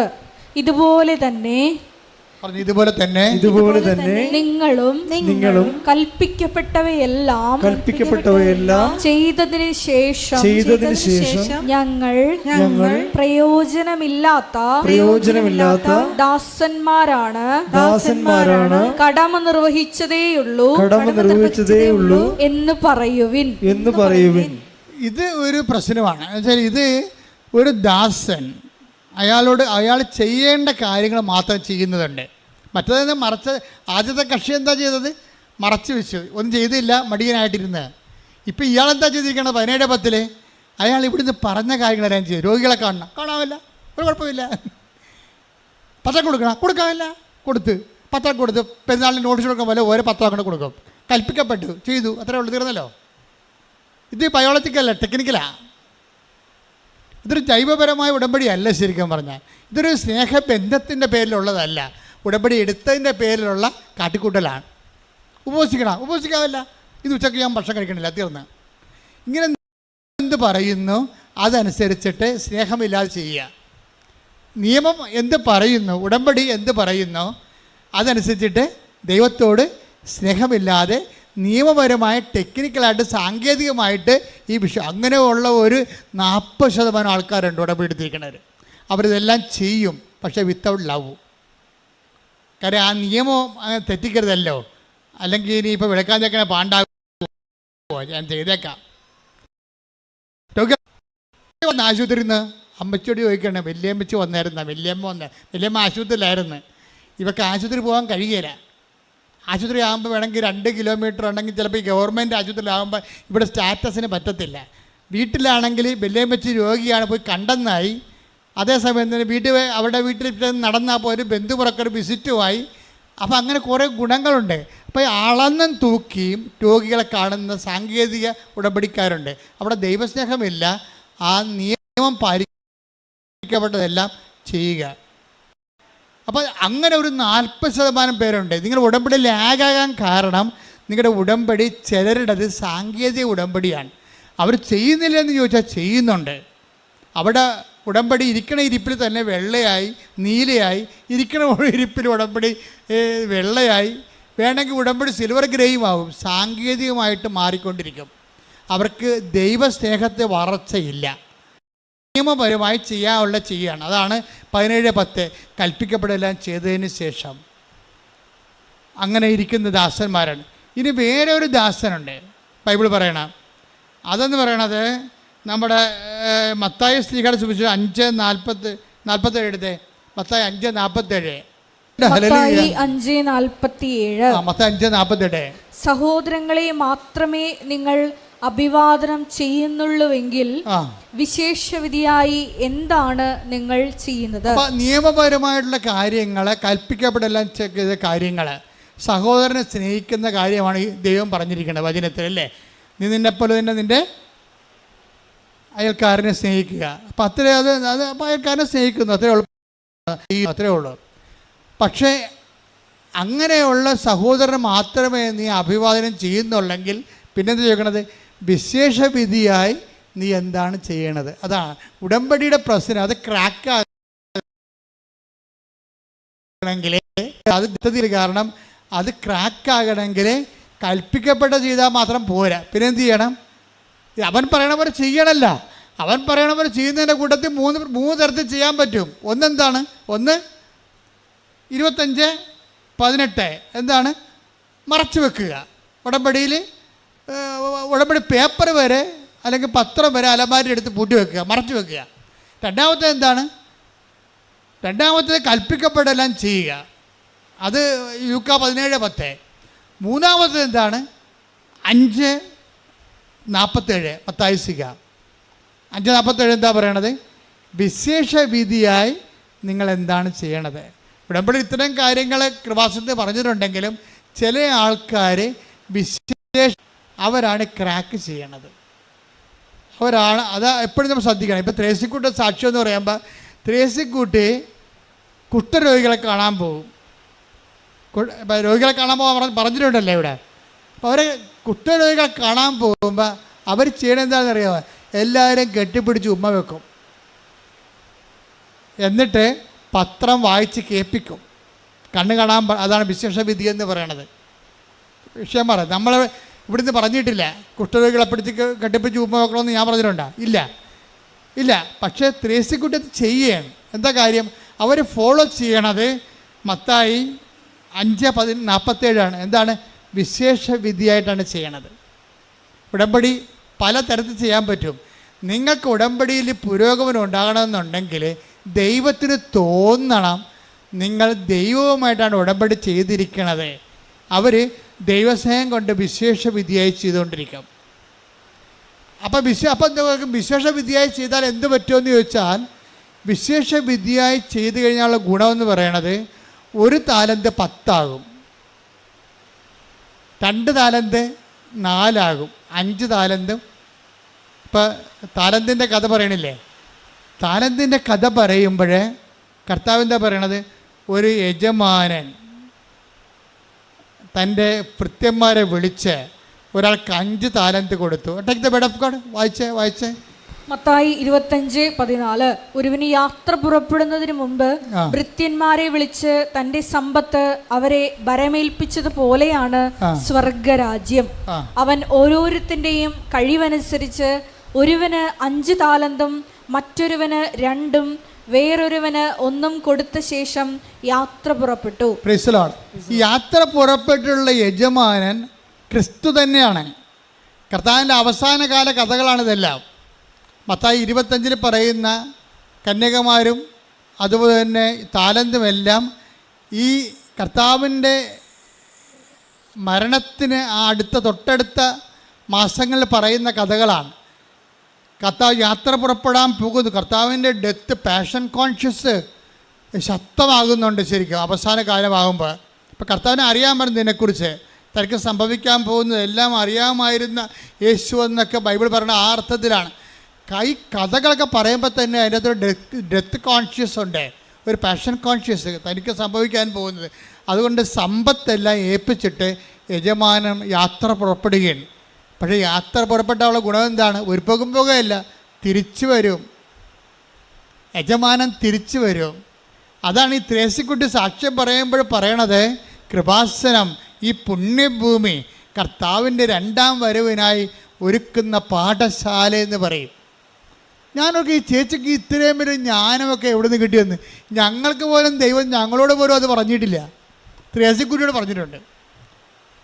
മാതാവിനെ നേരിട്ട് കണ്ട എന്നോട് പോലും പറഞ്ഞിട്ടില്ല ഇത് 2ാം വരവിൻ്റെ ഒരുക്കമാണെന്ന്. പക്ഷേ ത്രേസ്യക്കുട്ടിയോട് പറഞ്ഞു.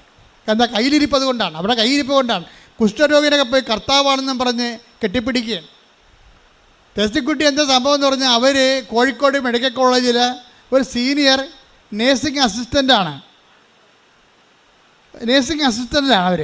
അപ്പോൾ അവർ പറയണത് അവിടെ ഒത്തിരി ഡെസ്റ്റിറ്റ്യൂട്ട്സ് വരും. നേഴ്സിംഗ് അസിസ്റ്റൻ്റായിട്ട് അവർക്ക് ജോലിയാണ് കോഴിക്കോട് മെഡിക്കൽ കോളേജിൽ. അപ്പോൾ അവർ ഒത്തിരി ഡെസ്റ്റിറ്റ്യൂട്ട്സ് വരും. നിരാലംബർ, അത് ബന്ധുക്കളില്ലാത്തവർ, രോഗികളെ ബൈസ്റ്റാൻഡേഴ്സ് ഇല്ലാത്ത രോഗികൾ വരും. എല്ലാവർക്കും വീട്ടിൽ നിന്ന് വന്നവർക്കല്ല ബൈസ്റ്റാൻഡർ ഉണ്ടാകുക, വഴിയിൽ നിന്ന് വന്നവർക്ക് വല്ലവരും ഉണ്ടാകുക. അപ്പോൾ അങ്ങനെ ഒരു മെഡിക്കൽ കോളേജിലാണ് ചികിത്സക്ക് വരുന്നത്. അപ്പോൾ ഈ ഡെസ്റ്റിറ്റ്യൂഷനെ കാണുമ്പോൾ ഞാൻ കർത്താവാണെന്നും പറഞ്ഞ് അങ്ങോട്ട് ചെല്ലുമെന്ന് പോരെ, ഉടമ്പടിയുടെ ബലമാണേ. എൻ്റെ മെഡിക്കൽ കോളേജിൽ ഒരു നിരാലംബരായിട്ട് ആരോരും ഇല്ലാത്ത ഒരു രോഗി വന്നത് കണ്ട ഞാൻ കർത്താവാണ്, ഈശോയാണ് വരുന്നതെന്ന് പറഞ്ഞുകൊണ്ട് ഞാൻ അങ്ങോട്ട് ചെന്ന് അവരോട് സംസാരിക്കും. അവരെ വിളിച്ചു കൊണ്ടുവരും ആശുപത്രി, അവർക്ക് വേണ്ട എല്ലാം ചെയ്തു കൊടുക്കുമെന്നാണ്. ശ്രുതിക്കട്ടെ ഹല്ലേലൂയ. ഹല്ലേലൂയ, ഹല്ലേലൂയ, ഹല്ലേലൂയ. യേശുവേ, സഹായം അർപ്പിക്കുന്നവരില്, ആവശ്യക്കാരില് അങ്ങയെ കണ്ട് ഉടമ്പടി നിബന്ധനകൾ അനുവർത്തിക്കുവാൻ ആരാധനയിലൂടെ ഞങ്ങളെ അഭിഷേകം ചെയ്യണമേ. ഹല്ലേലൂയ, ഹല്ലേലൂയ. മഹത്വം, മഹത്വം, ആരാധന, ആരാധന. ഹല്ലേലൂയ. ഈ ഉടമ്പടിയിൽ വളരെ പുഷ്കലമായി നിൽക്കുന്നത് കണ്ടുകൊണ്ടാണ് ഇതുപോലെ ഉടമ്പടി ഒരു എല്ലാ സമയങ്ങളിലും സർവ്വസമയവും താൻ ഉടമ്പടിയിലാണ് എന്നുള്ളൊരു ബോധം നമുക്ക് ആദ്യം ഉണ്ടാകണം. ത്രേസ്യക്കുട്ടിയുടെ മകൻ ജർമ്മൻ എഴുതാൻ പോയി പരീക്ഷ എഴുതാൻ പോയപ്പോൾ അവന് പരീക്ഷ പൊട്ടിപ്പോയി. അവൻ എഴുതി വിട്ടപ്പോൾ അവന് മനസ്സിലായി ഇത് നടക്കത്തില്ല. അവൻ പഠിച്ചതൊന്നുമല്ല വരണത്, വന്നതെല്ലാം പഠിക്കാത്തതാണ്, എഴുതെല്ലാം തെറ്റാണ്. അപ്പോൾ അവൻ വിളിക്കും, എൻ്റെ പൊന്നമ്മ. അവൻ അവിടെ നിന്ന് കോയമ്പത്തൂരിൽ നിന്ന് ബാംഗ്ലൂരിൽ നിന്നാണ് വിളിക്കൂ, എൻ്റെ പൊന്നമ്മ തീർന്നു കേട്ടാ, എന്നെ കുറ്റം പറഞ്ഞൊരു കാര്യമൊന്നുമില്ല, എൻ്റെ കയ്യിൽ നിന്ന് വിട്ടുപോയി, ഞാൻ തോറ്റെന്ന് പറയും. ഉടനെ ത്രേസ്യക്കുട്ടി പറയും, നീ ഇങ്ങോട്ട് വാ, നമുക്ക് പ്രാർത്ഥിക്കാം, പ്രാർത്ഥിച്ച് ശരിയാക്കാം. എഴുതി വിട്ടുപോയ പരീക്ഷയാണ്.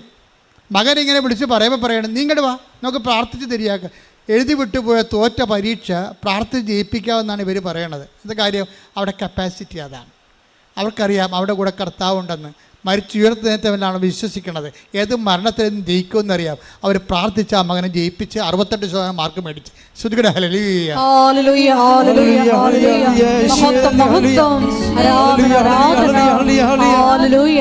ത്രേസ്യക്കുട്ടിയുടെ സാക്ഷ്യം കേട്ടപ്പോൾ എൻ്റെ മനസ്സിൽ വന്നതേ, കർത്താവിൻ്റെ ഉപമകൾ ശരിക്കും പറഞ്ഞാൽ വേറൊരു ആപ്ലിക്കേഷൻസ് ഉണ്ട് അതിനെ. നമ്മളെപ്പോഴും വിചാരിക്കുന്നത് ഒരു വ്യക്തിക്ക് കൊടുത്ത കഴിവിനെക്കുറിച്ചാണ് പറയണത്, ഒരു വ്യക്തിക്ക് കൊടുത്ത കഴിവ്. അപ്പോൾ ആ ഉപമയുടെ പ്രശ്നം, അതിൻ്റെ ആപ്ലിക്കേഷൻ, ബൈബിൾ അതിനെ ആപ്ലിക്കേറ്റ് ചെയ്തിരിക്കുന്നത് പേഴ്സൺ ഓറിയൻറ്റഡ് ആണ്. അത് ഒരു സിംഗിൾ പേഴ്സൺ ഓറിയൻറ്റഡ് ആയിട്ടാണ് ആ ഉപമ ഈശോ പറഞ്ഞിരിക്കുന്നത്. പക്ഷേ പരിശുദ്ധാത്മാവ് ഇത് വായിക്കുമ്പോൾ, റീഡ് ചെയ്യുമ്പോൾ നമുക്ക് വേറെ ഒരു ഉൾക്കാഴ്ച കിട്ടുന്നത് എന്താണ്? ഒരു വ്യക്തിക്ക് തന്നെയാണ് ഈ 5 താലന്ത് കൊടുത്തിരിക്കുന്നതും ഒരു വ്യക്തിക്ക് തന്നെയാണ് ദൈവം 2 താലന്ത് കൊടുത്തിരിക്കുന്നതും ആ വ്യക്തിക്ക് തന്നെയാണ് ദൈവം 1 താലന്ത് കൊടുത്തിരിക്കുന്നതും. വേറെ വ്യക്തിക്കല്ല, ഒരു വ്യക്തിക്ക്. അപ്പോൾ ദൈവം ആരോടും, ദൈവത്തിൻ്റെ ഒരു പൊതു കൺസെപ്റ്റ് എന്ന് പറയണത് ഞാൻ നിങ്ങളോട് ഒരു അനീതിയും ചെയ്തിട്ടില്ല. അതാണ് കർത്താവിൻ്റെ പൊതു ഒരു മാനസികാവസ്ഥ.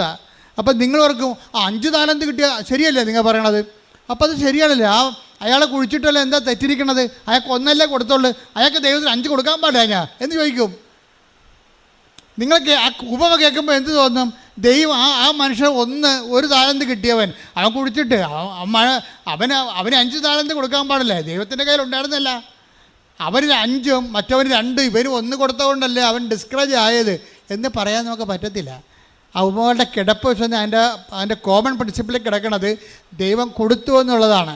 ദൈവം എല്ലാവർക്കും കൊടുത്തു, അവരെല്ലാവർക്കും കൊടുത്തു എന്നല്ലേ പറയണത്.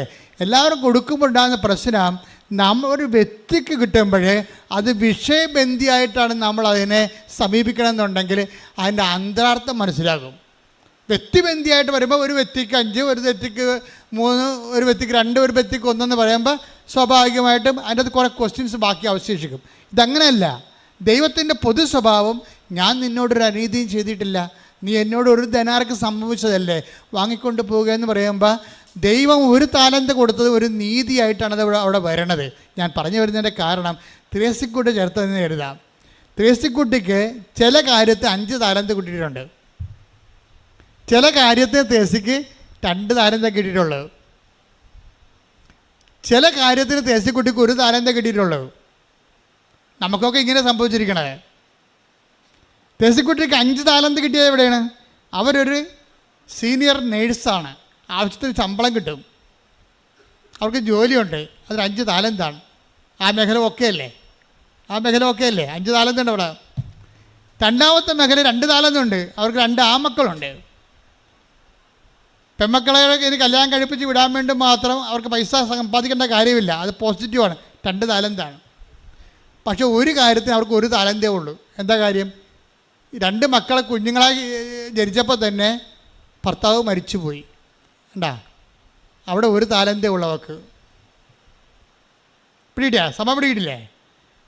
അത് താലന്തിൻ്റെ ഉപമ ശരിക്കും വ്യക്തി അടിസ്ഥാനത്തെക്കാളുപരി വിഷയാടിസ്ഥാനമാണ്. അതിപ്പോൾ സർവ്വജനീനമാകും. ത്രേസ്യക്കുട്ടിക്ക് ജോലിയുണ്ടെന്നുള്ളത് 5 താലന്താണ്. ആ ജോലി കൊണ്ട് ആ ജോലിക്കുള്ള ശമ്പളം, 8 മണിക്കൂർ ജോലി, 8 മണിക്കൂർ വിശ്രമം, അതിൻ്റെ DA അതിൻ്റെ മേടിച്ച് പോകല്ല. അതിൻ്റെ ഇടയ്ക്ക് വിശേഷ വിധിയായി ആ 5 താലന്ത് വർദ്ധിപ്പിക്കാൻ അവിടെ കിടന്നു. ആ പ്രൊഫഷൻ എടുത്ത് ഒരുത്തൻ തെങ്ങേന്ന് വീണിട്ട് ചെന്ന് അവിടെ തെങ്ങേന്ന് വീണിട്ട് അവനെ ചത്തതുപോലെ ത്രേസ്യക്കുട്ടിയുടെ മെഡിക്കൽ കോളേജിൽ ചെന്ന്. അപ്പോൾ തുടനെ ഈ നേഴ്സ് പോയി ഉടനെ എന്താ ചെയ്യണത്? ഉടമ്പടി തൈലം കൊണ്ടുവന്ന് തെങ്ങേന്ന് വീണൻ്റെ വായിൽ നിന്ന് ചോരയാണ് വന്നത്. അവൻ്റെ നെറ്റിക്ക് ഉടമ്പടി തൈലം തേച്ച് വിശ്വപ്രമാണം ചൊല്ലിയിട്ടാണ് അവനെ കൊണ്ടുപോകണത്. എന്തിനാണ് ഡോക്ടറിനെ അറിയിക്കണത്? ഒരാൾ ഉടമ്പടി ആക്ടിവേറ്റ് ചെയ്യേണ്ട രീതി കണ്ടില്ലേ? തെങ്ങേന്ന് വീണവൻ്റെ വായിൽ നിന്ന് ചോര വന്ന് അവന് ബോധമില്ല. അവനെ ഡോക്ടറിനെ കാണിക്കുന്നതിന് പകരം ആദ്യം ഉടമ്പടി തൈലം എടുത്തിട്ട് വിശ്വപ്രമാണം ചൊല്ലി കർത്താവിനെ ഉടമസ്ഥപ്പെടുത്തും. അവനെ വിശ്വപ്രമാണം ചൊല്ലുമ്പോൾ എന്താ സംഭവിക്കണത്? വിശ്വാസം പ്രയോഗിക്കുകയാണ്. നമുക്കുള്ള പ്രശ്നം എന്ന് വെച്ചാൽ, നിങ്ങൾ ഇത്രയും നാൾ എന്തുകൊണ്ടാണ് ഉടമ്പടി ഇങ്ങനെ നിന്ന് കത്തണതിൻ്റെ കാരണം വെച്ച് കഴിഞ്ഞാൽ, നമുക്ക് വിശ്വാസത്തിൽ ആൾക്കാർക്ക് അറിയാവുന്നത് പ്രാർത്ഥന മാത്രമേ ചെയ്യത്തുള്ളൂ. ആൾക്കാർ അതൊരു 30% മാത്രമേ അത് വർക്കൗട്ട് ചെയ്യത്തുള്ളൂ. ആസ്തിയാണ് പ്രശ്നം. ഒരു ആസ്തി ഭദ്രതയ്ക്ക് പ്രാർത്ഥന അത്ര കണ്ട് സഹായകമല്ല. 30% പ്രാർത്ഥന ആർക്കും പ്രാർത്ഥിക്കാൻ, വിശ്വാസമുള്ളവർക്ക് പ്രാർത്ഥിക്കാൻ പറ്റുമല്ലോ. പക്ഷെ പ്രാർത്ഥനയെ സാധൂകരിക്കണം, അത് പ്രവൃത്തിയാണ്. വിശ്വാസത്തെ സാധൂകരിക്കണതും നീതീകരിക്കണതും എന്താണ്? പ്രവൃത്തിയാണ്. പ്രവൃത്തിയെ സംബന്ധിച്ചിടത്തോളം വിശ്വാസം ആക്ടിവേറ്റ് ചെയ്യണത് പ്രാർത്ഥനയിലൂടെ ചെയ്യാം, പിന്നെ എന്താണ്? പ്രവൃത്തിയിലൂടെ ചെയ്യാം. ത്രേസ്യക്കുട്ടി പ്രവൃത്തിയുടെ കാര്യത്തിൽ വില്ലത്തിയാണ്. പിന്നെ എന്താണ്? ഉടമ്പടി വരുമ്പോൾ ഈ പ്രവൃത്തിയും പുറത്തുനിന്നൊക്കെ ചെയ്യാൻ പറ്റും, പുറത്ത് ആൾക്കാർ പ്രവർത്തിക്കുന്നവരൊക്കെ ഉണ്ടാകും. പക്ഷേ ഉടമ്പടി വരുമ്പോൾ എംപവറിങ്ങിന് വേറെ ഒരു സൊല്യൂഷൻ, വേറെ ഒരു പ്രൊവിഷൻ വരുന്നുണ്ട്. ഇതാണ് ഫുൾ ഓപ്ഷനായിട്ട് വരണത്. എന്തുകൊണ്ടാണ് കവനൻ്റ് ഫുൾ ഓപ്ഷൻ ആകാൻ കാരണം? വിശ്വാസത്തിൻ്റെ ഫുൾ ഓപ്ഷൻ ഇതിനകത്തുണ്ട്. ഒന്ന്, വിശ്വാസം പ്രാർത്ഥിക്കുന്നു, വിശ്വാസം പ്രഖ്യാപിക്കുന്നു, പിന്നെ എന്താണ്? വിശ്വാസം പ്രയോഗിക്കുന്നു. വിശ്വാസ പ്രയോഗങ്ങൾ ഒരു പക്ഷേ സഭയിലെ സാർവജനീനമായിട്ടല്ല. കാര്യം വിശ്വാസം പ്രയോഗിക്കണമെങ്കിൽ ആദ്യം വിശ്വാസ പ്രമാണത്തിൽ നമുക്ക് ഒരു ഹൃദയതാളമായിട്ട് മാറണം. ഇത് വിശ്വാസ പ്രമാണം കാറ്റഗറിയിൽ പഠിച്ചതാണ്, കാണാതെ പഠിച്ചതാണ്, എന്നാൽ കാഴ്ചയേക്കാന്ന് പറഞ്ഞാൽ സംഭവം ഏക്കത്തില്ല. വിശ്വാസ പ്രമാണം എന്ന് പറഞ്ഞു കഴിഞ്ഞാൽ ഒരു മനുഷ്യൻ ഏക ദൈവത്തെ ഞാൻ വിശ്വസിക്കുന്നുവെന്ന് ചങ്ക കൊണ്ട് പറഞ്ഞ തീരാവുന്ന പ്രശ്നമേ മനുഷ്യനുള്ളൂ. പക്ഷെ അതുപോലെ നീ വിശ്വാസത്തിലേക്ക് വരണം. ചില ആൾക്കാർ വിശ്വാസ പ്രമാണം ചൊല്ലാൻ തുടങ്ങുമ്പോൾ തന്നെ ആക്ടിവേറ്റ് ആകാൻ തുടങ്ങും. വട്ടം കണ്ട് ചൊടിഞ്ഞു പോയ കല്ലുപ്പറമ്പ് വള്ളത്തെ ഞാൻ വിശ്വാസ പ്രമാണം എൻ്റെ ഫിനിഷിംഗ് പോയിന്റ് നിന്നുകൊണ്ട് ഈ ലോകയെ വിട്ട് കൊന്തയും പിടിച്ച് ലക്ഷക്കണക്കിന് മനുഷ്യർ വിശ്വാസ പ്രമാണം ചൊല്ലിയിട്ട് ഞാൻ ചാടിച്ചെടുത്തിട്ട് ഒന്നാം സ്ഥാനത്ത് വെച്ചിട്ടുണ്ട്. വിശ്വാസ പ്രമാണമാണ്, എനിക്കറിയാം വിശ്വാസ പ്രമാണം എന്താണെന്ന്. വിശ്വാസ പ്രമാണം എല്ലാവരുടെ കയ്യിലും വിശ്വാസ പ്രമാണം ഉണ്ടേ. പക്ഷേ വിശ്വാസം പറയും നമുക്ക് AK-47 നമ്മുടെ കയ്യിൽ ഉണ്ടോ എന്ന് അതിൻ്റെ കാര്യമില്ല. അത് ആക്ടിവേറ്റ് ചെയ്യാൻ പഠിക്കണം നമ്മൾ. അല്ല തോക്ക് മേടിച്ച് വീട്ടിൽ വെച്ചിട്ട് എന്താ കാണിക്കാനേ? അത് ഇതുപോലെ വിശ്വാസ പ്രമാണം കാറ്റഗറിയിൽ പഠിച്ചിട്ടുണ്ട്, അല്ലെ കൃപാസനം പുസ്തകത്തിന് പഠിച്ചിട്ട് കാര്യമില്ല. വിശ്വാസം എന്ന് പറയണത് ചങ്കിൽ യേശു കർത്താവാണെന്ന് അധരം കൊണ്ട് ഏറ്റുപറയുന്ന മുമ്പ് എന്ത് ചെയ്യണം? ദൈവം അവനെ മരിച്ചവിടുന്ന് ഉയർപ്പിച്ചുവെങ്കിൽ അവൻ്റെ ഉയർപ്പ് വിശ്വസിക്കുന്ന ഞാനും എൻ്റെ ജീവിത പ്രശ്നങ്ങളിൽ നിന്ന് ഉയർത്തെഴുന്നേൽക്കും. യേശു നാമത്തിൽ കൈയടിക്കട്ടെ. ഹല്ലേലൂയ ഹല്ലേലൂയ ഹല്ലേലൂയ ഹല്ലേലൂയ മഹത്വം യേശുവേ ഹല്ലേലൂയ യേശുവേ നന്ദി. ഒരുമിച്ച് പാടാം, ശ്രദ്ധിക്കട്ടെ. ഹല്ലേലൂയ ഹല്ലേലൂയ.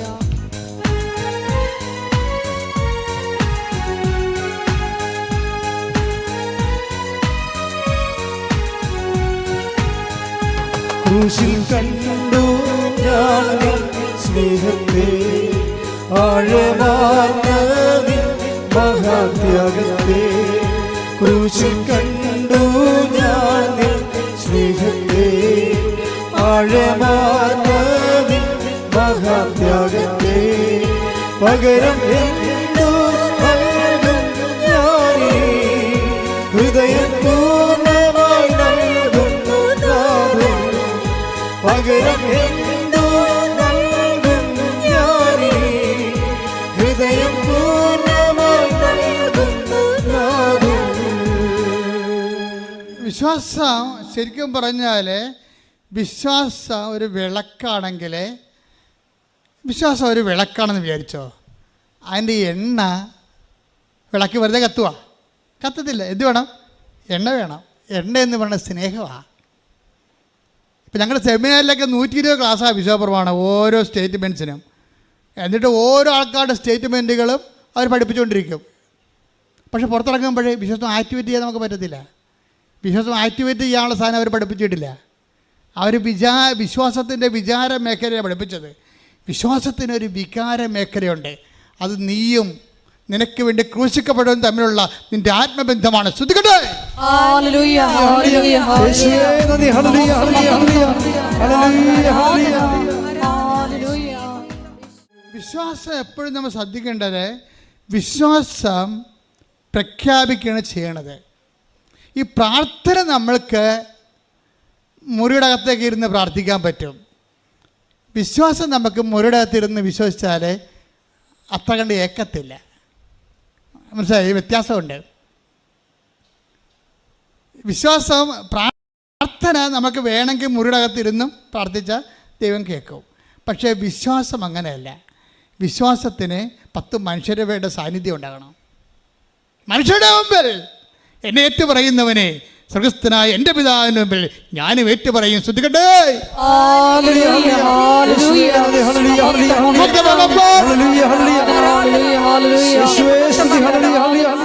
മനുഷ്യരെ കാണുമ്പോൾ നിനക്ക് ത്രില്ലടിക്കണം വിശ്വാസം പ്രഖ്യാപിക്കാനുള്ള. മനസ്സിലായില്ലേ? അത് നമ്മുടെ ആസ്തി ഭദ്രതയായിട്ട് മാറും. ഇപ്പം ഞാൻ തന്നെ നേരത്തെ കല്ലുപ്പറമ്പിനെ കുറിച്ച് പറഞ്ഞില്ലേ, അപ്പോൾ നിനക്കത് മനസ്സിലാകും. ഈ വിശ്വാസം എപ്പോഴും കത്തണത്, നല്ലവണ്ണം കത്തണത് സമൂഹത്തിലാണ് കത്തണത്. ശരിക്കും വീട്ടിൽ ഇരുന്ന് ഒറ്റയ്ക്ക് രഹസ്യമായിട്ട് വിശ്വസിച്ചതുകൊണ്ട് കാര്യമില്ല.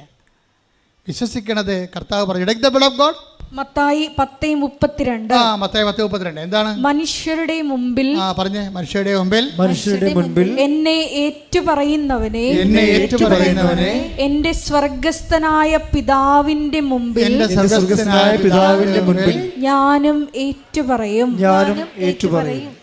സ്വർഗസ്ഥനായ പിതാവിന്റെ മുമ്പിലാണ് ഏറ്റുപറയാൻ ഏറ്റവും പാട്. കയറിപ്പറ്റാൻ പാടായത്, അവിടെ കയറിപ്പറ്റാൻ പാടായത് കൊണ്ടാണ്. എന്താ കാര്യം വെച്ച് കഴിഞ്ഞാൽ, ഈ ശിഷ്ടന് കുറേ ആൾക്കാരെ ദൈവം ഇങ്ങനെ വിളിക്കുമ്പോഴും അതിൻ്റെ അകത്ത് കുറേ ആൾക്കാർ ദൈവം തള്ളിക്കളയും. അനന്തരം രാജാവ് തൻ്റെ ഇടതുവശത്തുള്ളവരോട് എനിക്ക് വിശന്നു, നിങ്ങൾക്ക് ഭക്ഷണം തന്നില്ല. Take the word of God. Hallelujah. Mathai 25:41. അനന്തരം അവൻ തന്റെ ഇടതുഭാഗത്തുള്ളവരോട് പറയും. വലതും ഇടതും നോക്കിയിട്ട് മാത്രമേ, ഭൂമി മാത്രമല്ല, വലതും ഇടതും നോക്കണം, മുകളിലുണ്ടും വലതും ഇടതും നോക്കുക. വലതും ഇടതും നോക്കിയിട്ട് മാത്രമേ പിതാവിൻ്റെ അടുത്ത് പോകാൻ പറ്റുകയെന്ന് പറയണത്. അരക്കൈന്നൂൻ്റെ പിശകുണ്ട്. ആ ഇടത് വശത്ത് നിൽക്കുന്ന കക്ഷിയോട് എന്തൊക്കെയാ പറഞ്ഞു നോക്കിയേ? ശപിക്കപ്പെട്ടവരെ, നിങ്ങൾ എന്നിൽ നിന്നകന്ന് പിശാചിനും അവന്റെ ദൂതന്മാർക്കുമായി സജ്ജമാക്കിയിരിക്കുന്ന നിത്യാഗ്നിയിലേക്ക് പോകുവിൻ. പിശാചിന് മുമ്പിലേക്ക് പോകുന്ന ആൾക്കാർ അവിടെ നിന്ന് മാറ്റും. എന്താ കാര്യം പറയുന്നുണ്ട്. എന്തെന്നാൽ എനിക്ക് വിശന്നു, പറഞ്ഞേ, എനിക്ക് വിശന്നു, നിങ്ങൾ ആഹാരം തന്നില്ല. എനിക്ക് ദാഹിച്ചു, നിങ്ങൾ കുടിക്കാൻ തന്നില്ല. ഞാൻ പരദേശിയായിരുന്നു, നിങ്ങൾ എന്നെ സ്വീകരിച്ചില്ല.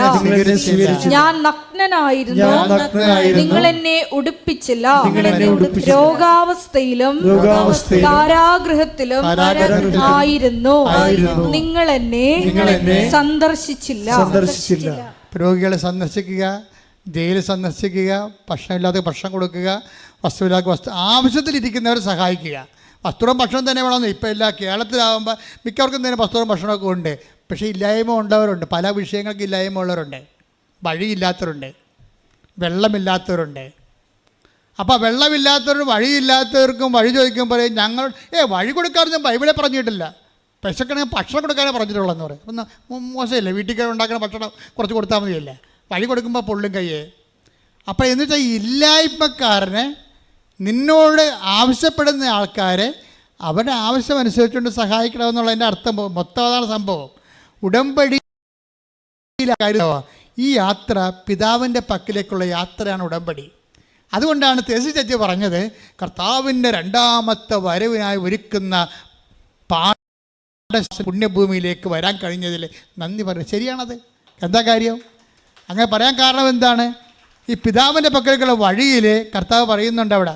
അനന്തരം രാജാവ് തന്റെ വലതുഭാഗത്തുള്ളവരോട് പറയും, എന്റെ പിതാവിനാൽ അനുഗ്രഹിക്കപ്പെട്ടവരെ. പറഞ്ഞു, പിതാവിനാൽ അനുഗ്രഹിക്കപ്പെട്ടവരെ. അപ്പം ഇതെന്താ പ്രശ്നം വെച്ച് കഴിഞ്ഞാൽ, നമ്മൾ പിതാവിൻ്റെ പക്കലേക്കുള്ള യാത്രയിൽ അവിടുത്തെ അനുഗ്രഹത്തിൻ്റെ പട്ടികയിലേക്ക് വരാൻ വേണ്ടി എന്താ ചെയ്യണം? നമ്മൾ ഉടമ്പടിയിൽ എന്താ ചെയ്യണത്? പറഞ്ഞേ. എന്തെന്നാൽ എൻ്റെ പിതാവിനാൽ അനുഗ്രഹിക്കപ്പെട്ടവരെ, വരുവിൻ, ലോകസ്ഥാപനം മുതൽ നിങ്ങൾക്കായി സജ്ജമാക്കിയിരിക്കുന്ന രാജ്യം അവകാശപ്പെടുത്തുവിൻ. എന്തെന്നാൽ എനിക്ക് വിശന്നു, നിങ്ങൾ ഭക്ഷിക്കാൻ തന്നു. എനിക്ക് ദാഹിച്ചു, നിങ്ങൾ കുടിക്കാൻ തന്നു. ഞാൻ പരദേശിയായിരുന്നു, നിങ്ങൾ എന്നെ സ്വീകരിച്ചു. ഞാൻ നഗ്നനായിരുന്നു, നിങ്ങൾ എന്നെ ഉടുപ്പിച്ചു. ഞാൻ രോഗിയായിരുന്നു, നിങ്ങൾ എന്നെ സന്ദർശിച്ചു. എൻ്റെ പൊന്നുമക്കളെ, ഈ സംഭവങ്ങളെല്ലാം പരസ്യമായിട്ട് ചെയ്യണതാണ്. മനസ്സിലായല്ലേ? രഹസ്യമല്ല. പ്രാർത്ഥിക്കണമെങ്കിൽ നിങ്ങൾക്ക് രഹസ്യമായിട്ട് മുറിയുന്ന പ്രാർത്ഥിക്കാൻ പറ്റും. പക്ഷേ വിശ്വാസം പ്രഖ്യാപിക്കുന്നത് ഈ പരസ്നേഹ പ്രവർത്തികളിലൂടെയാണ്. പരസ്നേഹ പ്രവർത്തികൾ ചെയ്യുമ്പോൾ നിങ്ങൾ ഓർക്കണം എന്താണെന്ന് വെച്ച് കഴിഞ്ഞാൽ, ഞങ്ങൾ പ്രഖ്യാപിക്കണം. ഒന്ന് ഏറ്റു പറഞ്ഞ്, എൻ്റെ പരസ്നേഹ പ്രവൃത്തികളിലൂടെ മനുഷ്യരുടെ മുമ്പിൽ ഞാൻ എൻ്റെ വിശ്വാസത്തെ പ്രഖ്യാപിക്കുകയാണ്. പരസ്യമായി വിശ്വാസം പ്രഖ്യാപിക്കാൻ എന്നെ പരസ്നേഹ പ്രവൃത്തികളിലെ വിശേഷവിധിയായി അഭിഷേകം ചെയ്യണം. വിശ്വാസം എപ്പോഴും നിങ്ങളുടെ ഉള്ളിൽ 10 മനുഷ്യരെ കണ്ട ഉടനെ ക്രിസ്തുവിനെ കൈമാറണമെന്നുള്ള ജ്വരം വേണം. 10 മനുഷ്യരെ കണ്ട അപ്പം തന്നെ വിശ്വാസം കൈമാറണം, കർത്താവിനെക്കുറിച്ച് പറയണം. മനുഷ്യൻ എന്താ കാര്യം? മനുഷ്യരുടെ മുമ്പിൽ എന്നെ ഏറ്റു പറയണം. അതിലൊക്കെ വിശ്വാസം എന്ന് പറഞ്ഞാൽ ഇവിടുത്തെ പ്രൈവറ്റ് വിഷയമാണ്. ഇവിടുത്തെ എല്ലാവിധ എത്തേയിസ്റ്റുകളും അതുപോലെ തന്നെ സെക്കുലറിസ്റ്റുകൾ എന്താ പറയണത്? വിശ്വാസം പ്രൈവറ്റാണ്, അതൊക്കെ ഓരോരുത്തരും മനസ്സിൽ വെക്കേണ്ട കാര്യമാണ്. അല്ല, ബൈബിൾ അതല്ല പറയണത്. അത് ലോകത്തിൻ്റെ വിശ്വാസം. സത്യവിശ്വാസം എന്ന് പറയണത് മനുഷ്യരുടെ മുമ്പിൽ ഏറ്റു പറയാനുള്ളതാണ്. അല്ല, നിനക്ക് അതിൻ്റെ അകത്ത് ദൈവത്തിന് ഏറ്റു പറയാത്തിടത്തോളം കാലം നീ വിശ്വാസിയാണെന്ന് പറഞ്ഞാൽ ദൈവം അത് അംഗീകരിക്കത്തില്ല. അതാണ് വിഷയം. അപ്പോൾ എപ്പോഴും നമ്മൾ ഇപ്പോൾ ത്രേസ്യക്കുട്ടി എന്താ ചെയ്യണത്? അതുപോലെ തന്നെ ഓരോ അവിടെ പള്ളികളിലൊക്കെ ചെല്ലുമ്പോൾ അവർ പറയുവേ, ഞാൻ പള്ളികളിലൊക്കെ ചെല്ലുമ്പോൾ ചില പള്ളികളിലൊക്കെ കൃപാസനം പത്രം ഏതെങ്കിലും മൂലക്ക് വെച്ചിരിക്കണ കാണാം. കണ്ട, അവിടെ ആ 1 താലന്തുള്ള കിട്ടിയ ആൾക്കാരുണ്ടേ, പള്ളിക്കൊണ്ട് വെക്കുന്ന പാർട്ടി അതാണ്. പറഞ്ഞ് അടി വെച്ചതിന് പോരും മറച്ചു വെക്കും. അതാണ് ഇവിടെ 1 താലന്ത് കിട്ടിയ ആൾക്കാർ മടിയനും തുട്ടനുമാണ്. ഈ ഉടമ്പടി എടുത്തതിൽ മടിയനും തുട്ടനുമാണ് പത്രം കൊണ്ട് പള്ളിവാതിക്ക് വെച്ചും പോകുന്ന ആൾക്കാർ. ത്രേസ്യക്കുട്ടി എന്താ ചെയ്യണത്? അത്തരം പത്രങ്ങളെല്ലാം വീണ്ടും കളക്ട് ചെയ്തിട്ട് അവർ വീടാന്തോറും കൊണ്ടു നടന്ന് കൊടുക്കും. അതാണ് സുവിശേഷപരം. എന്താണ് അത്? മനുഷ്യരുടെ മുമ്പിൽ ഏറ്റു പറയിപ്പിക്കുകയാണ്. ഞാൻ വെഞ്ചരിച്ച വള്ളം ഒടിഞ്ഞുപോയി. നിങ്ങളൊന്ന് ചിന്തിച്ചേക്കുക. വള്ളം കല്ലുപറമ്പൻ ഈ UBC ബോട്ട് ക്ലബ്ബില്ലേ, ചമ്പക്കുളം, അവരെന്നെ വിളിച്ചുകൊണ്ട് പോയി അവിടെ വള്ളം വെഞ്ചരിക്കാൻ പറഞ്ഞ്. ഞാൻ അവിടെ ഓടി വള്ളത്തിന് അവിടെ നാളെ ശനിയാഴ്ച കളിയെങ്കിൽ വെള്ളിയാഴ്ച പോയി വെള്ളം വെഞ്ചരിച്ച് 144 കാശ് രൂപ ഞാൻ എല്ലാവർക്കും തുഴക്കാർക്കും എല്ലാം കൊടുത്തു, മാതാവിൻ്റെ കാശ് രൂപ. രാത്രി അവരെന്നെ വിളിച്ചു, അച്ഛാ ചതിച്ചെന്ന് പറഞ്ഞു. എന്താ ചതിച്ചെന്ന് പറഞ്ഞു? വള്ളം ഒടിഞ്ഞു പോയെന്ന്.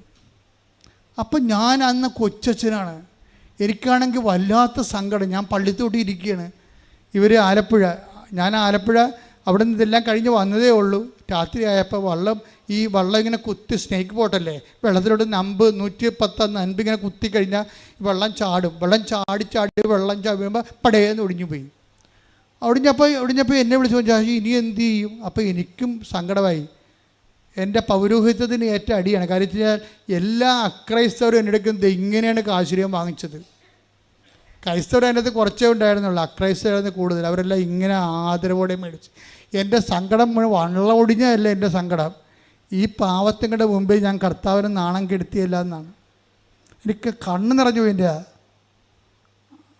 അപ്പം അവരുടെ മുമ്പിലേ കർത്താവിൻ്റെ ഞാൻ വെഞ്ചരിച്ചപ്പോൾ അത് ഒടിഞ്ഞു പോയല്ല വട്ടം വെച്ച്. അപ്പോൾ ഞാൻ ബേബിച്ചൻ ഇപ്പോഴും കൃപാസനത്തിലുണ്ട്. ബേബിച്ചനാണ് എന്നെ വിളിച്ചത് തത്തമ്പള്ളിയിലാണ്. അപ്പോൾ ബേബിച്ചനോട് ഞാൻ ഇനി എന്ത് ചെയ്യും എന്ന് ചോദിച്ചു. എന്ത് ചെയ്യുമെന്ന് ചോദിച്ചപ്പോൾ ബേബിച്ചൻ പറഞ്ഞ് കളക്ടറിൻ്റെ 3 ലക്ഷം രൂപ നമുക്ക് കിട്ടേണ്ടതാണ്. നമുക്ക് നാളെ കളിക്കാൻ വെള്ളം ഇല്ലയെന്നുണ്ടെങ്കിൽ അവർ പേര് വിളിക്കുമ്പോൾ അവിടെ ഇല്ലയെന്നുണ്ടെങ്കിൽ ആ കാശും പോകും. ഇത്രയും നാൾ റിഹേഴ്സൽ ചെയ്ത കാശ് മൊത്തം പോകും. പിന്നെ ഇത് മുട്ട വരെ കൊടുത്തിട്ടിരിക്കല്ല വെള്ളം ഒഴുകാൻ വേണ്ടി, അതെല്ലാം പോയി. പിന്നെ അതുകൊണ്ട് ഞങ്ങളിപ്പോൾ റിബേറ്റ് വെക്കാൻ പോയിടന്ന്. അതായത് ഒരു തെങ്ങ് വെട്ടി പൊളന്നിട്ട് അറുത്തിട്ട് ഈ 2 വള്ളം കൂടി അടുപ്പിച്ച് വെച്ചിട്ട് 2 മുറിഞ്ഞ പൊട്ട് വീണ 2 കഷ്ണം കൂടി വെപ്പിച്ചിട്ട് അകത്ത് റിബേറ്റ് വെക്കുക, അകത്തും പുറത്ത് എന്നിട്ട് റിബേറ്റ് ഇട്ട് മുറുക്കും.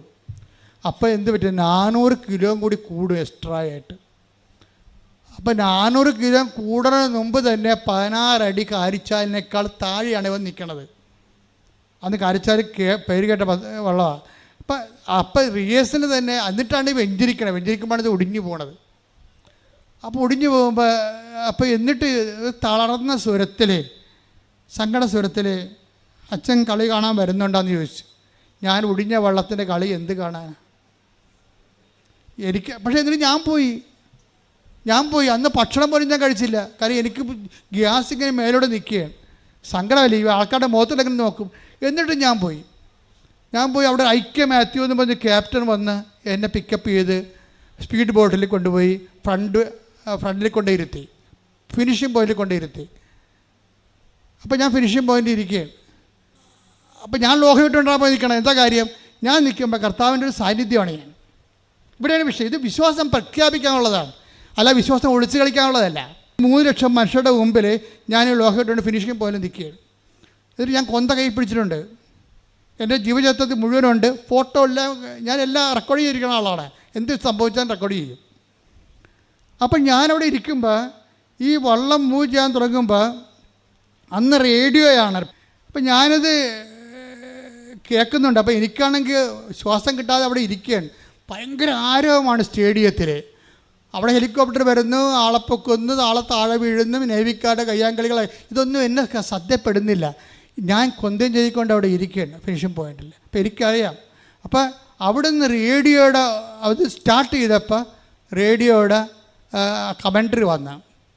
കമൻട്രി വന്നിട്ട് ഒരു 3 മിനിറ്റായിട്ടും ഞാൻ വെഞ്ചരിച്ച വള്ളത്തിൻ്റെ പേര് പറയണില്ല അവർ. അപ്പോൾ ഞാൻ ഓർത്ത് അത് കളിക്കില്ലായിരിക്കും എന്ന് വിചാരിച്ചു. അത് കളിക്കില്ലായിരിക്കും, പോയായിരിക്കും, നമ്മൾ പറഞ്ഞിട്ടില്ലല്ലോ. പക്ഷേ എനിക്ക് തോന്നിയത് ആ സമയത്ത് പേര് പറയാ. അപ്പം എങ്കിലും എനിക്ക് തോന്നി അവിടെ ഇരുന്ന് സ്വസ്ഥമായിട്ടിരുന്ന് പ്രാർത്ഥിക്കുകയല്ലേ. അപ്പോഴേക്ക് എൻ്റെ മനസ്സിൽ പരിശുദ്ധാത്മ പറഞ്ഞു, നീ മുട്ടേ നിൽക്കാൻ പറഞ്ഞു.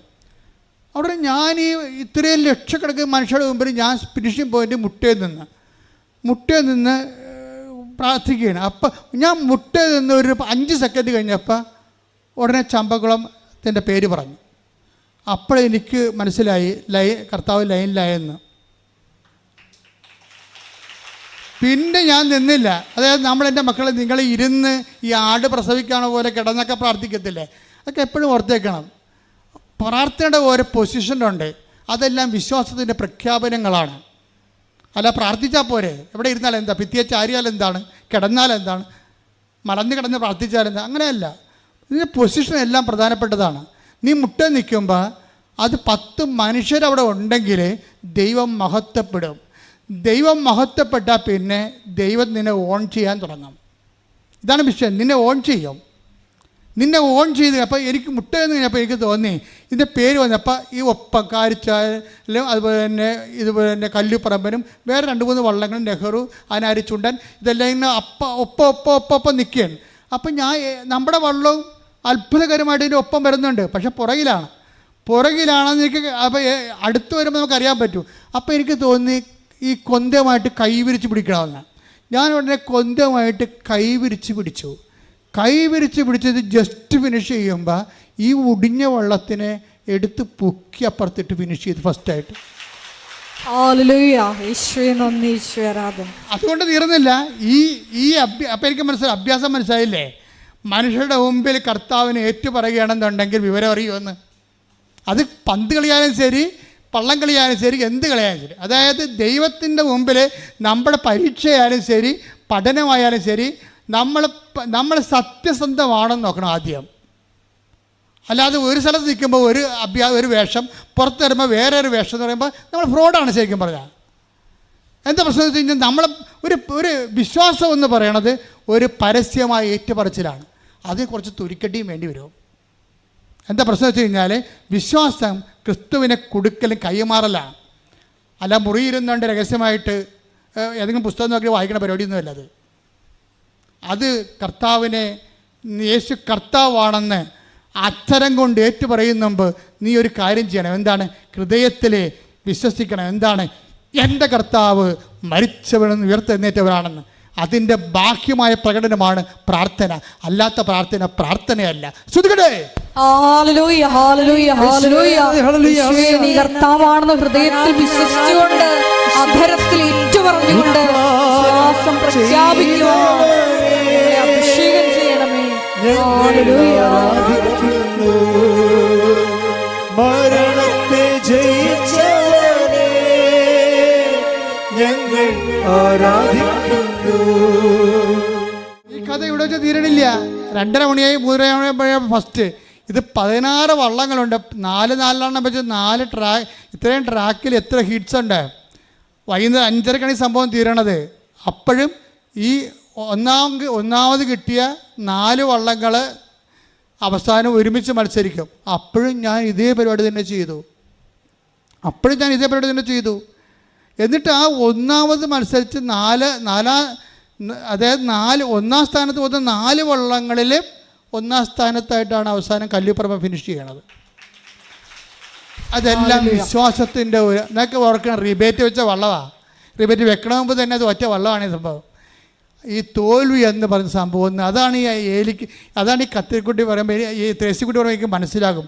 അമ്മ എൻ്റെ പൊന്നമ്മ തോറ്റമ്മ എന്ന് പറയുമ്പോൾ പറയും നീ വാ നിനക്ക് പ്രാർത്ഥിച്ച് ജയിപ്പിക്കാമെന്ന് പറയും. എല്ലാ പിള്ളേരും വന്ന് ഇവിടെ പറയത്തില്ലേ അച്ഛാ 5 എഴുതി അച്ഛാ 10 എഴുതി എന്ന് പറയും. സാറേ എഴുതി നമ്മൾ കളവിട്ട് അടിക്കും. എന്താ കാര്യം? ഇനി നിന്നെക്കൊണ്ട് പറ്റത്തില്ല, പറ്റിക്കണ ആൾ നിൻ്റെ കൂടെ വരുമെന്നതിൻ്റെ അർത്ഥം. ഇനി നീ എഴുതിയാൽ ശരിയാകത്തില്ല, നീ അതിനെ വിഷമിക്കണ്ട, ഇതൊക്കെ ശരിയാക്കേണ്ട ഒരാളുണ്ട്. അപ്പോൾ ത്രേസിക്കുട്ടിയുടെ മകൻ ജയിച്ച് കഴിഞ്ഞിട്ട് പിന്നെ അവന് കല്യാണപ്രായം കഴിഞ്ഞായിരുന്നു, 10-27 വയസ്സായി. അപ്പോൾ ത്രേസിക്കുട്ടി പറഞ്ഞ് അപ്പനാ മരിച്ച കുഞ്ഞുനാളിൽ ഇപ്പോൾ ഇവിടെ ഉത്തരവാദിത്തമാണ് മകനെ കല്യാണം കഴിപ്പിക്കുക. അപ്പോൾ ത്രേസിക്കുട്ടി കർത്താവിനോട് പറയും എൻ്റെ മകന് പെണ്ണ് വേണമല്ല. ഇതാണ് സംഭവം, ഇത് ബന്ധമാണ്, ഇതാണ് ബയോളജിക്കൽ റിലേഷൻ. എൻ്റെ മകന് പെണ്ണ് വേണമല്ല എന്ന് പറയും. അതാരോട് പറയാം? പറയേണ്ട പറ്റി പറയണം. ഈ മകനെ തന്നാളില്ലേ അവരോടല്ലേ ആദ്യം പറയേണ്ടത്, അല്ല നാട്ടുകാരോട് നടന്നാണ് പറയേണ്ടത്. എൻ്റെ മകന് പെണ്ണ് വേണമല്ല എന്ന് പറഞ്ഞാൽ ആരോടാ പറയേണ്ടത്? ആ മകനെ തന്നാളിൻ്റെ അടുത്ത് പറയണം. അപ്പോൾ അമ്മയും മകനും കൂടി ഒരു ബാംഗ്ലൂരിൽ ഒരു കാറ്ററിങ്ങിന് പോകും. കാറ്ററിങ്ങിന് പോകുന്ന സമയത്ത് അതൊരു ഈ പട്ടാളക്കാരുടെ പ്രോഗ്രാമാണ്. നാവികസേന, അതുപോലെ തന്നെ വേറെ ഈ കരസേന, പിന്നെ എയർഫോഴ്സ് എല്ലാവരും കൂടി ഒരു സമ്മേളനമാണ്. അപ്പോൾ അവിടെ കാറ്ററിങ് കൊടുക്കുന്നതിൻ്റെ HR ഉണ്ട്. അവർ HR ഭക്ഷണങ്ങളെല്ലാം ആൾക്കാരെ വിളമ്പിക്കഴിഞ്ഞപ്പോൾ HR വന്നിട്ട് സ്റ്റേജിൽ വെച്ചും പറയും, അവർ ലേഡിയാണ് അവർ പറയും ഈ ഭക്ഷണത്തെക്കുറിച്ചുള്ള നിങ്ങളുടെ അഭിപ്രായങ്ങൾ അറിയിക്കണമെന്ന് പറയും. ഈ ഭക്ഷണത്തെക്കുറിച്ചുള്ള നിങ്ങളുടെ അഭിപ്രായങ്ങൾ അറിയിക്കണമെന്ന് പറഞ്ഞിട്ട് അവരുടെ പേരും ഫോൺ നമ്പറും എഴുതിയിടും. ഉടനെ അവളുടെ പേരും ഫോൺ നമ്പറും കുറിച്ചിട്ട് വീട്ടിൽ വന്ന് വെച്ചും വിളിക്കും, എന്നെ കല്യാണം കഴിക്കാൻ തയ്യാറാണെന്ന് ചോദിക്കും. കാര്യം മനസ്സിലായില്ലേ? ഒരു സാധനം പോണ നിങ്ങൾ കേൾക്കുമ്പോൾ അവർക്ക് ഇതെന്ത് കോമഡിയാണെന്ന്. കോമഡി തന്നെ, പക്ഷേ ആ വിഷയം പോണത് എന്താണ്?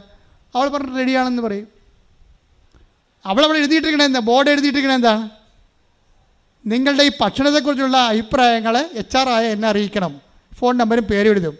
അവൻ ആ പേരും ഫോൺ നമ്പരോട് കുറിച്ചിട്ട് വീട്ടിൽ വന്ന് വെച്ചും ആ ഫോൺ നമ്പർ വിളിച്ചിട്ട് പറയുകയും എൻ്റെ ബയോഡേറ്റ ഇതാണ്, നിങ്ങളെ അൺമാരീഡ് അല്ലെങ്കിൽ നിങ്ങളെ മാരേജ് ചെയ്യാൻ എനിക്കിഷ്ടമാണ്, നിങ്ങൾക്ക് ഇഷ്ടമാണോ അല്ലെന്ന് പറയണമെന്ന് പറയും.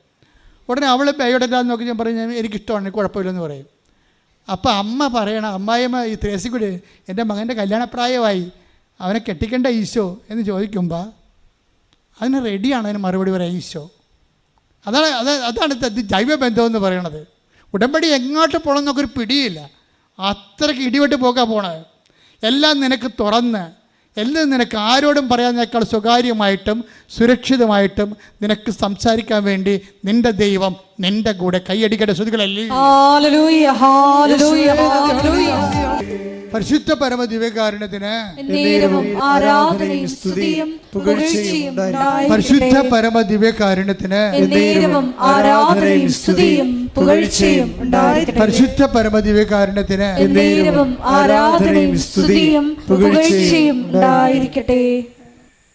ഈ കല്യാണത്തെക്കുറിച്ച് ത്രേസിക്കുട്ടി എന്താ പറഞ്ഞെന്നറിയാവോ? എനിക്ക് കിട്ടിയ മരുമകളില്ലേ മാതാവിൻ്റെ സ്വന്തം ആളാണെന്ന്.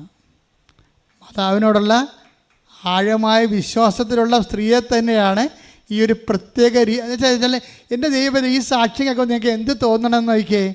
നിങ്ങളുടെ എല്ലാ വിഷയത്തിനും ദൈവത്തിൻ്റെ മുമ്പിൽ മറുപടിയുണ്ട്. എന്ത് ചോദിച്ചാലും അതിൻ്റെ തക്ക സ്യൂട്ടബിളായിട്ടുള്ള പേഴ്സൺ, സ്യൂട്ടബിളായിട്ടുള്ള ഉത്തരം ദൈവത്തിൻ്റെ കയ്യിലുണ്ട്. നിങ്ങൾക്ക് എന്താ കുഴപ്പം? നിങ്ങൾക്ക് ഒക്കട്ടെ എന്നുള്ള രീതിയിൽ ഉടമ്പടി ഉഴപ്പണം കൊണ്ടാണ് സംഭവിക്കണത്. ഉടമ്പടി എന്ന് പറയണത് വേണേ മറച്ചു വെക്കാം, വേണേ നമുക്ക് കൽപ്പിക്കപ്പെടുകയൊക്കെ ചെയ്യാം. പക്ഷേ ഉടമ്പടി ക്രാക്ക് ചെയ്യണത് വിശേഷവിദ്യയായി ചെയ്യുമ്പോഴാണ്. വിശേഷവിദ്യയായി ചെയ്യുമ്പോഴാണ് ഈ കോൾ ടു ഇൻറ്റിമസി വരണത്. ദൈവത്തിൻ്റെ ഇൻറ്റിമസിയിലേക്കാണ് നമ്മൾ വിളിക്കപ്പെട്ടിരിക്കണമെന്നൊക്കെ ഞങ്ങൾ പണ്ട് പഠിച്ചിട്ടുണ്ട്. ആ ചുമ്മാ പുസ്തകത്തിൽ എഴുതുന്ന പുസ്തകം എഴുത്ത് തൊഴിലാളികൾ, ഞാനും പുസ്തകം എഴുതുന്ന ആളാണ്. എഴുതുന്ന ആൾക്ക് വേറെ ഒരു ലോകമാണത്. എഴുതുന്ന അല്ല പ്രശ്നം, ജീവിക്കുന്ന വേറെ വിഷയമാണത്. നിങ്ങൾ എന്ത് വിഷയം എന്ന് വെച്ച് കഴിഞ്ഞാൽ ഈ ഇൻറ്റിമസി എന്ന് പറഞ്ഞ സംഭവം, അതായത് ആത്മബന്ധം എന്ന് പറയണത്, ആ ബന്ധം നമ്മൾ പറഞ്ഞ ആത്മബന്ധം ഉണ്ടാക്കാൻ പറ്റത്തില്ല. യേശു കർത്താവാണെന്ന് പറയണതിന് മുമ്പ് ദൈവം അവനെ മരിച്ചതെന്ന് ഉയർപ്പിച്ചെന്ന് ഹൃദയത്തിൽ വിശ്വസിക്കണം. തെസിക്കുട്ടി വേറൊരു പരിപാടി ചെയ്യും. തെസിക്കുട്ടി കർത്താവിനെ പറയും, മകൻ്റെ കല്യാണമൊക്കെ വന്നിട്ടുണ്ട്, വീടൊക്കെ കുളമായി കിടക്കണമെന്ന് പറയും. മകൻ്റെ കല്യാണം സെറ്റായി, പക്ഷേ വീട് പോക്കാണ്, പഴയ വീടാണ്, മതിലും കെട്ടിയിട്ടില്ല. അപ്പോൾ മതിൽ കെട്ടാൻ വേണ്ടി ലോൺ അനുവദിച്ച് കിട്ടും. ലോൺ അനുവദിച്ച് കെട്ടി മോളി വരും, ഫ്രണ്ടിൽ വരുമ്പോഴുണ്ട് നാട്ടുകാരെല്ലാം കൂടി തെസിക്കുട്ടി വടിവാളൊക്കെയായിട്ട് വരും. എന്താണ്? അതിർത്തി തർക്കമാണ്. ഫ്രണ്ടിൽ കെട്ടിക്കത്തില്ല. ഫ്രണ്ടിൽ കെട്ടിക്കാത്ത പുള്ളിക്കാരത്തി കുലുങ്ങിയില്ല. ആൾക്കാരെല്ലാം കൂടി 21 പേർ കൂടി ചെയ്ത് മാസ് പെറ്റീഷൻ എഴുതിക്കൊണ്ട് പഞ്ചായത്തിലും മുനിസിപ്പാലിറ്റിയിലും കൊടുത്ത് തെസിക്കുട്ടി ആ പെറ്റീഷൻ കൊണ്ട് ആൾക്കാർ പോയി. എന്താ ചെയ്ത്? ഇവർ ഉടമ്പടി ഉപ്പ് കൊണ്ടുപോയി അവിടെ മുഴുവനും വിശ്വാസപ്രമാണം ചെല്ലി തളിച്ച് അതിർത്തെ. ഇവിടെ ഉപ്പ് തളിച്ചുള്ള ഗുണം എന്താ?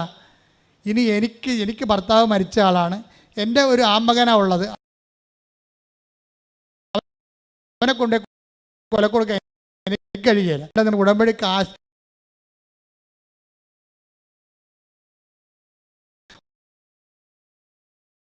ഒരു വാനം പെട്ടി വന്ന്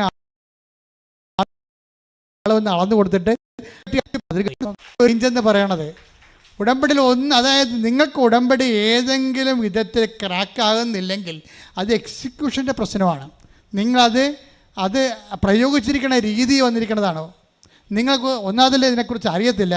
ആ ക്ലാസ്സൊക്കെ എടുത്തപ്പോൾ അവിടെ നിന്ന് ഉറക്കം തൂങ്ങിയ പാർട്ടിയാണെങ്കിൽ കുഴപ്പമുണ്ടാക്കിയിരിക്കണേ. ഉടമ്പടിക്ക് ബാധ്യതയെ മാറിയിരിക്കണത് ആ മോളിൽ ക്ലാസ് എടുത്ത സമയത്ത് ഉറങ്ങിയ ആൾക്കാരും ഉടമ്പടി ധ്യാനം അപ്ഡേറ്റ് ആയിട്ട് കൂടാത്ത ആൾക്കാരുമാണ് ഉടമ്പടിക്ക് ബാധ്യത. ഉടമ്പടി വൃത്തിമേനമായിട്ട് ചെയ്തിരിക്കുന്നവരെ, വിശേഷവിധിയായി ഉടമ്പടി ചെയ്യുന്നവരെ, ഉടമ്പടിയായിട്ട് ജീവിക്കുന്നവരുണ്ട്. അവരെ സംബന്ധിച്ചിടത്തോളം അവർ എംപവറാണ്. അവർക്ക് എല്ലാ കാര്യങ്ങളും അവരുടെ ദൈവം അവരുടെ ഇവർക്ക് എന്തെല്ലാം വിഷയങ്ങളാണ് ഉണ്ടാകണമെന്ന് നോക്കി, ആ വിഷയങ്ങളെല്ലാം അവർ നിർവഹിക്കുന്ന രീതികൾ കണ്ടില്ലേ? അത് അവർ ചെയ്യേണ്ട കാര്യം അവർ ചെയ്യും, അല്ലെങ്കിൽ ദൈവം ചെയ്യേണ്ട കാര്യം ദൈവം നേരിട്ട് ചെയ്യും. ഉപ്പൊക്കെ നമുക്ക് എല്ലാവരും കൊണ്ട് ഉപ്പൊക്കെ ഇടുന്നുണ്ട്, അത് കഥയൊന്നുമില്ല. നിങ്ങൾക്ക് ബന്ധമില്ലാത്തതിന് ഉപ്പിടാനൊന്നും പോകരുത്. ബന്ധമാണ് ഇതിലൊക്കെ എല്ലാം പ്രശ്നം. ദൈവമായിട്ട് വിശ്വാസം നമുക്ക് പ്രാർത്ഥിക്കാം, വിശ്വാസം പ്രഖ്യാപിക്കാം, വിശ്വാസം പ്രയോഗിക്കാം.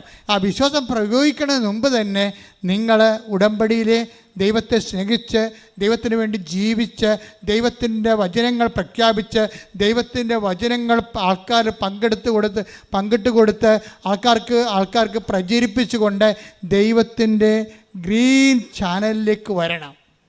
എന്നാൽ പിന്നെ എല്ലാം വർക്കൗട്ട് ചെയ്യും. ഞാൻ ഉടമ്പടി പുതുക്കണമെന്ന് നിങ്ങളോട് പറയുമ്പോഴേ, ഉടമ്പടിയുടെ പ്രാരംഭകാലത്ത് എവിടെയെങ്കിലും ഒരു അറിവില്ലായ്മ സംഭവിച്ചിട്ടുണ്ടെങ്കിൽ അത് പുതുക്കാൻ വേണ്ടിയാണ് പറയണത്.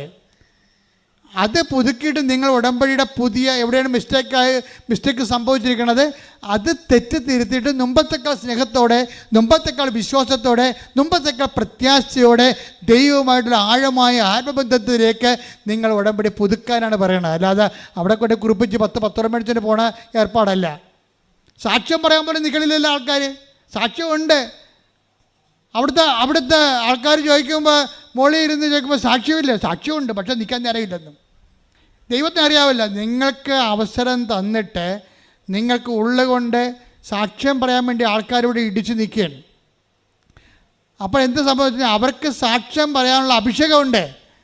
അവർക്ക് ചെറുതാണെങ്കിൽ എൻ്റെ കർത്താവിനെക്കുറിച്ച് പറയണമെന്ന് ആഗ്രഹമുണ്ട്. ആ ദൈവസ്നേഹമാണ്. ദൈവസ്നേഹം ഇല്ലാത്തവന് ഉടമ്പടി എടുത്തിട്ടുണ്ട്. അവരോട് സാക്ഷ്യം പറയാൻ പോകുമ്പോൾ വണ്ടിക്കാരെ വിളിക്കണം എന്ന് പറയും. എന്താ കാര്യം? ദൈവത്തിനെ പറ്റിച്ചു പോവുകയാണ്. എന്താ കാര്യം? അവന് ദൈവം അനുഗ്രഹിച്ചതാണ്, അവളെ ദൈവം അനുഗ്രഹിച്ചതാണ്. അവൾക്ക് ദൈവത്തെക്കാൾ പ്രാധാന്യം, സാക്ഷ്യം ദൈവത്തിൽ പരിവർത്തന പ്രാധാന്യം വേറെ ആരോ ആണ്, വേറെ എന്തോ ആണ്. എന്നാൽ എനിക്കൊന്നും പറയാനില്ല. പറയാനുള്ളവർ പറയേണ്ട സമയത്ത് കർത്താവ് പറയേണ്ട പോലെ പറഞ്ഞോളൂ. Praise the Lord. ശ്രദ്ധിക്കട്ടെ. അസാധ്യമായി എനിക്കൊന്നുമില്ല, എന്നെ ശക്തനാക്കുന്നവൻ മുഖാന്തിരം. അസാധ്യമായി എനിക്കൊന്നുമില്ല, എന്നെ ശക്തനാക്കുന്നവൻ മുഖാന്തരം. ബുദ്ധിഗതീതമാമത്ഭുതങ്ങളാൽ എൻ്റെ ദൈവം എന്നെ നടത്തുന്നു. ബുദ്ധിഗതീതമാമത്ഭുതങ്ങളാൽ എൻ്റെ ദൈവം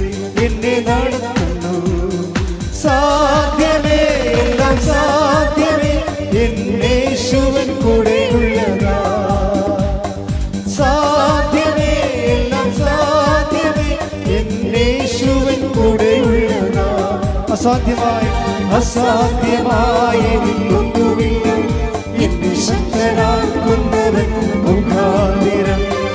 അസാധ്യമായി എനിക്കൊന്നുമില്ല, എന്നെ ശക്തനാക്കുന്നവൻ മുഖാന്തിരം. ബുദ്ധിക്കതീതമത്തിൽ ഉദങ്ങളാൽ എൻ്റെ ദൈവം എന്നെ നടത്തുന്നു. ബുദ്ധിക്കതീതമത്തിൽ ഉദങ്ങളാൽ എൻ്റെ ദൈവം എന്നെ നടത്തുന്നു. ഉയർത്തി സാധ്യമേ, എല്ലാം സാധ്യമേ, എൻ്റെ യേശുവിൻ കൂടെയുള്ളതാ. സാധ്യമേ, എല്ലാം സാധ്യമേ, എൻ്റെ യേശുവിൻ കൂടെയുള്ളതാ. സ്തുതിക്കട്ടെ. ഹല്ലേലൂയ, ഹല്ലേലൂയ, ഹല്ലേലൂയ. മഹത്വം, മഹത്വം, ആരാധന, ആരാധന. ഹല്ലേലൂയ, ഹല്ലേലൂയ. യേശുവേ, ഞങ്ങൾക്ക് ലഭിച്ചിരിക്കുന്ന താലന്തുകൾ യേശുവേ നിന്റെ നാമ മഹത്വത്തിനും ദൈവരാജ്യ വിസ്തൃതിക്കും വേണ്ടി ഉപയോഗിക്കുവാൻ ഈ ആരാധനയിലൂടെ ഞങ്ങളെ തിരഞ്ഞെടുത്ത് അഭിഷേകം ചെയ്യണമേ. നിന്റെ സാക്ഷികളാക്കി മാറ്റണമേ. ഹല്ലേലൂയ, മഹത്വം, മഹത്വം, ആരാധന, ആരാധന. ഹല്ലേലൂയ. യേശുവേ നന്ദി, യേശുവേ ആരാധന. ഹല്ലേലൂയ. നമുക്ക് പ്രാർത്ഥിക്കാം. എൻ്റെ പ്രിയപ്പെട്ടവരെ, ഇന്ന് കർത്താവിൻ്റെ വചനത്തിലൂടെ നമ്മൾ കേട്ടത് കർത്താവിൻ്റെ താലന്തുകൾ വ്യക്തിബന്ധി എന്നതിനേക്കാൾ ഉപരി അത് മോർ റീസണബിളായി വരണത് വിഷയബന്ധിയാകുമ്പോഴാണ്. കർത്താവ് ഒരു വ്യക്തിക്ക് തന്നെ ചില കാര്യങ്ങൾക്ക് 5ഉം ചില കാര്യങ്ങൾക്ക് 2ഉം ചില കാര്യങ്ങൾക്ക് 1 താലന്തുമാണ് കൊടുക്കുന്നത്. ത്രേസ്യക്കുട്ടിക്ക് 1 താലന്തുള്ളത് 2 മേഖലയിലാണ്. ഒന്ന്, അവരുടെ പിഞ്ചു കുഞ്ഞുങ്ങളായിരിക്കുമ്പോൾ തന്നെ അവിടെ ഭർത്താവ് മരിച്ചു. കുടുംബജീവിതത്തിൽ അവർക്ക് 1 താലന്തേ ഉള്ളൂ. അവർ മണ്ണിപ്പൂത്തി വെച്ചില്ല. ഇതിൻ്റെ ദുർവിധിയാണെന്നും പറഞ്ഞുകൊണ്ട് ആ കിട്ടിയ കുഞ്ഞുങ്ങളെ വളർത്തി ദൈവത്തിൽ ആശ്രയിച്ച് അവളത് 1 10 എടുക്കണ കാണാം. നമ്മൾ വിശ്വാസമുള്ളൊരു മകനെ സൃഷ്ടിച്ചുകൊണ്ട് വിശ്വാസമുള്ള മകൻ കൂടി ത്രേസ്യക്കുട്ടിയുടെ കൂടെ നിന്നുകൊണ്ട് സാക്ഷ്യം പറയുന്നത് കേൾക്കാൻ മനോഹരമാണ്. പക്ഷെ അത് 1 താലന്തായിരുന്നു. ത്രേസ്യക്കുട്ടി വളർത്തിയെടുത്ത 10 താലന്താണത്. ആ 1 താലന്തിൻ്റെ കഥ പറയുമ്പോൾ കർത്താവിനെ കൂടി ചേർത്തുകൊണ്ട് വലതുവശത്തൊരു 0 ചേർത്ത് അത് 10 എടുക്കാനാണ് ദൈവം ഉദ്ദേശിക്കുന്നത്. ഭർത്താവ് മരിച്ചെങ്കിൽ അത് തളർന്നില്ല. 1 താലന്ത് പിന്നെ ഉള്ള ആരോഗ്യ മേഖലയിലാണ് ത്രേസ്യക്കുട്ടിക്ക്. കാര്യം മൂത്രത്തിലൂടെ അൽബീമിൻ ആ പ്രോട്ടീൻ ലീക്ക് ചെയ്തിട്ട് മൂത്രത്തിൽ പതയാണ്. അത് കിഡ്നി കംപ്ലൈൻ്റാണ്.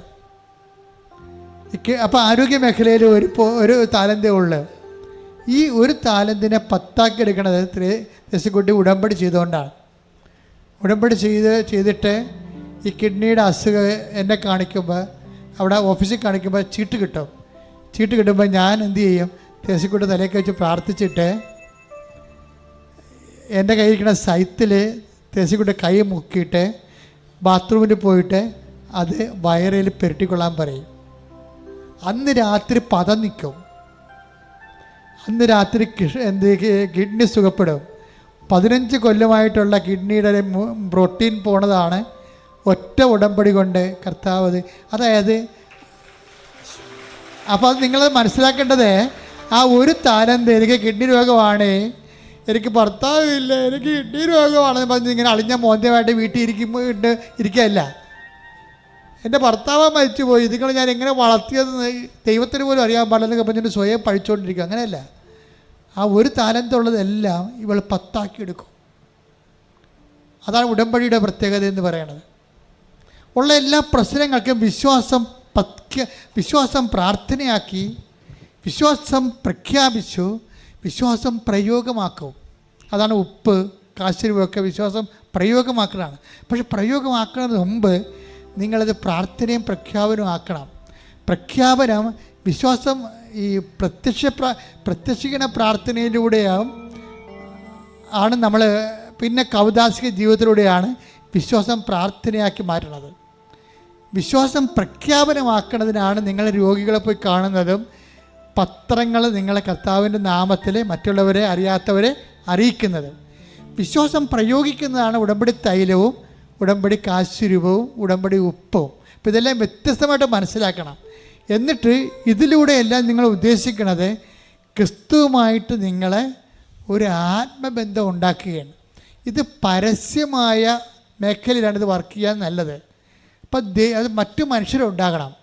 മനുഷ്യരുടെ മുമ്പിൽ ഏറ്റുപറഞ്ഞാൽ എൻ്റെ സ്വർഗസ്ഥനായ പിതാവിൻ്റെ മുമ്പിൽ ഞാനും നിങ്ങളെ, അപ്പോൾ എന്ന് വെച്ചാൽ നിത്യത വരെ ഏറ്റുപറയാവുന്നതാണ്. ഈ ഭൂമി മാത്രമല്ല, മനുഷ്യരുടെ മുമ്പിലാണ് നിങ്ങളുടെ വിശ്വാസം പ്രഖ്യാപിക്കണമെങ്കിൽ നിത്യത വരെ ഞാൻ നിങ്ങളെ ഏറ്റുപറയുമെന്നാണ് പറയുന്നത്. അതെല്ലാം നടപ്പിലാകുന്നത് ഉടമ്പടിയിലൂടെയാണ്. ഉടമ്പടി പ്രയോഗം, ഉടമ്പടി പ്രഖ്യാപനം, ഉടമ്പടി പ്രാർത്ഥനയിലൂടെയാണ്. അതുകൊണ്ട് ആർക്കും വിശ്വസിക്കാം, ആർക്കും പ്രഖ്യാപിക്കാം, ആർക്കും പ്രാർത്ഥിക്കാം. അതിന് ക്രിസ്ത്യനാകണമെന്നൊരു നിർബന്ധമില്ല. അതുകൊണ്ടാണ് എല്ലാവർക്കും സാക്ഷ്യം പറയാൻ പറ്റുന്നത്. പക്ഷേ ആ വിശ്വാസം അനുഷ്ഠിക്കുന്ന വിശുദ്ധിയും അതുപോലെ തന്നെ വിശ്വാസ കൈമാറ്റവും വിശ്വാസ പ്രയോഗവും വിശ്വാസ പ്രഖ്യാപനവും നിലനിർത്താൻ വേണ്ടി സ്തുതിക്കട്ടെ.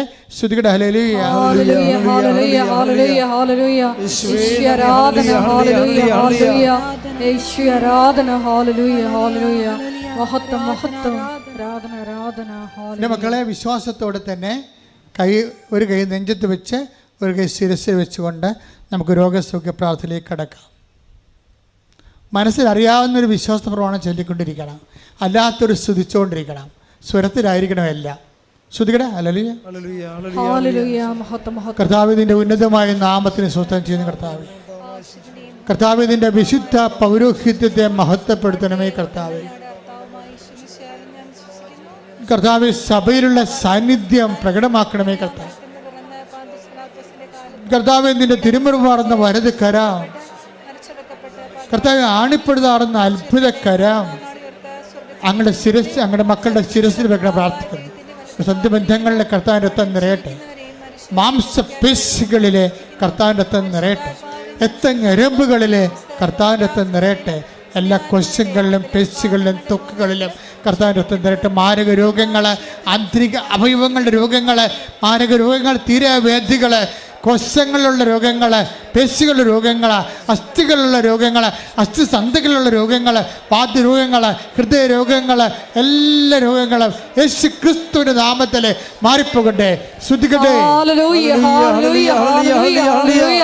എല്ലാ രോഗങ്ങളും ഈ ആരാധനയിലൂടെ ദൈവത്തിന്റെ നാമം വീണ്ടും വീണ്ടും മഹത്വപ്പെടുവാൻ കരുണയാകണമേ എന്ന് പ്രാർത്ഥിക്കുന്നു. സദയം തുടരേ സുഖമായി എൻ്റെ ഉള്ളം അരികിൽ വരണേ, സദയം തുടരേ സുഖമായി എൻ്റെ ഉള്ളം. കൈയെടുക്കുക, കൈ നെഞ്ചത്തെ സ്വസ്തിക പോലെ ചേർത്ത് നമുക്ക് ഹോൾ ബോഡി, പുതിയ എല്ലാ ജീവിതവും കർത്താൻ സമർപ്പിക്കാം. നമ്മളിപ്പോൾ പ്രാർത്ഥിക്കാൻ പോകുന്നത് വ്യത്യസ്തങ്ങളായ ഡേറ്റുകൾ. മനുഷ്യൻ്റെ ജീവിതം തന്നെ സമയഘടികാരം നെഞ്ചിൽ ചാർത്തിക്കൊണ്ടല്ലേ അമ്മ പ്രത്യക്ഷപ്പെട്ടത്. അപ്പോൾ സമയത്തിന് നമ്മുടെ ജീവിതത്തിൽ വലിയ സ്ഥാനമാണ്. ചില ഡേറ്റുകൾക്ക് ഒരു പ്രാധാന്യമുണ്ട്. ഇപ്പം ചില ഡേറ്റുകൾക്കുള്ളിൽ വിസ വരണം, അല്ലെങ്കിൽ പരീക്ഷ എഴുതാനോ പഠിക്കാനോ പറ്റത്തില്ല. ചില ഡേറ്റുകൾക്കുള്ളിൽ നമ്മുടെ ചിട്ടി വീഴണം, അല്ലെങ്കിൽ നമ്മുടെ പറമ്പ് കൊണ്ട് കണ്ടുപോകാൻ പോകും, ജപ്തിയായി പോകും. എല്ലാം ഡേറ്റിലാണ് നിൽക്കുന്ന ജീവിതം. അതുകൊണ്ട് തന്നെയാണ് നിങ്ങളെ സമയത്തിൻ്റെ മാതാവ്, സഞ്ചാരി മാതാവ് എന്ന അമ്മയെ വിളിക്കുന്ന കാര്യം അതാണ്. പ്രാർത്ഥിക്കുക. അമ്മേ, പരിശുദ്ധ അമ്മേ, അമ്മേ പരിശുദ്ധ അമ്മേ, സമയത്തിന്റെ മാതാവേ, സമയത്തിന്റെ മാതാവേ, സഞ്ചാരി മാതാവേ, സഞ്ചാരി മാതാവേ, ഞങ്ങളുടെ ജീവിതത്തിലെ ഞങ്ങൾ അഭിമുഖീകരിക്കുന്ന പ്രത്യേക തീയതികളെ, ആ തീയതികളിലെ തീയതികളില് നടക്കേണ്ട കാര്യങ്ങള് നടക്കേണ്ട കാര്യങ്ങള് പരിശുദ്ധ അമ്മയുടെ പരിശുദ്ധ അമ്മയുടെ മാധ്യസ്ഥത്തില് കർത്താവിനെ സമർപ്പിക്കുന്നു.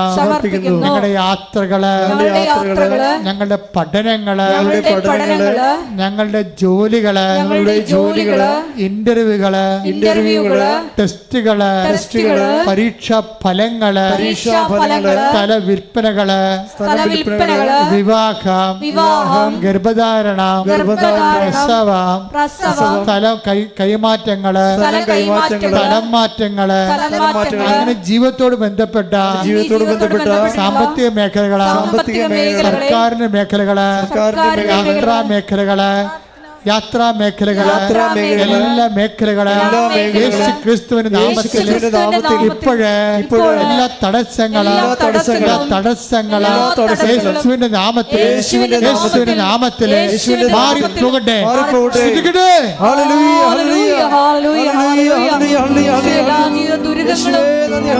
മാറിപ്പോയിക്കൊണ്ട് അങ്ങയുടെ നാമത്തെ ആരാധനയിലൂടെ വീണ്ടും വീണ്ടും മഹത്വപ്പെടുത്തണമേ.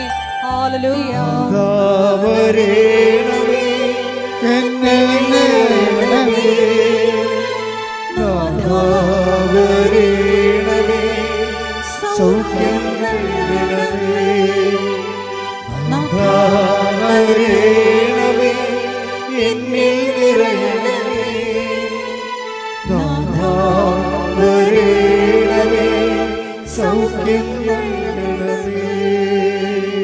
മക്കളൊന്ന് കൈകൾ കൂപ്പി മുട്ടേ നിന്ന് നമ്മളിപ്പോൾ പ്രാർത്ഥിക്കാൻ പോകുന്ന പ്രാർത്ഥനകള് ഓൺലൈനിലുള്ളവർ ശ്രദ്ധിക്കണേ.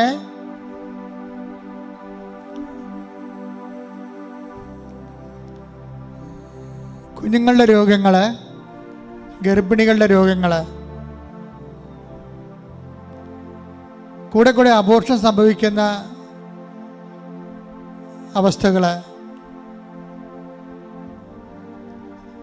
വിവാഹം ഒത്തുവരാത്ത അവസ്ഥകള്,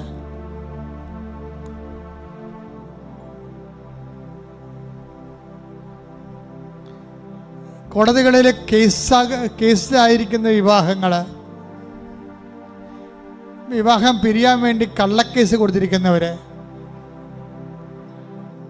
അന്യന്റെ ജീവിത പങ്കാളിയുമായിട്ട് രഹസ്യമായിട്ട് ജീവിക്കുന്നവര്, സ്വന്തം ജീവിത പങ്കാളിയോടും കുടുംബത്തോടും കുഞ്ഞുങ്ങളോടും വിശ്വസ്ത പുലർത്താത്ത സാഹചര്യങ്ങള്,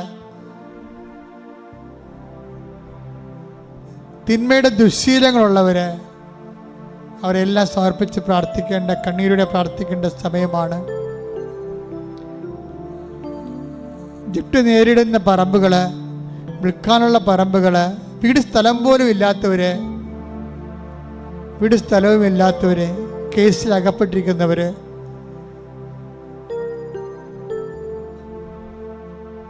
അന്യായമായ അല്ലാതെ ഈ കേസുകളിൽ അകപ്പെട്ടിരിക്കുന്നവര് എല്ലാവരും സമർപ്പിച്ച് പ്രാർത്ഥിക്കേണ്ട സമയമാണ്. എല്ലാവർക്കും സാക്ഷ്യം പറയാൻ ഇടയാക്കണമെന്ന് മക്കളെ പ്രാർത്ഥിക്കണം.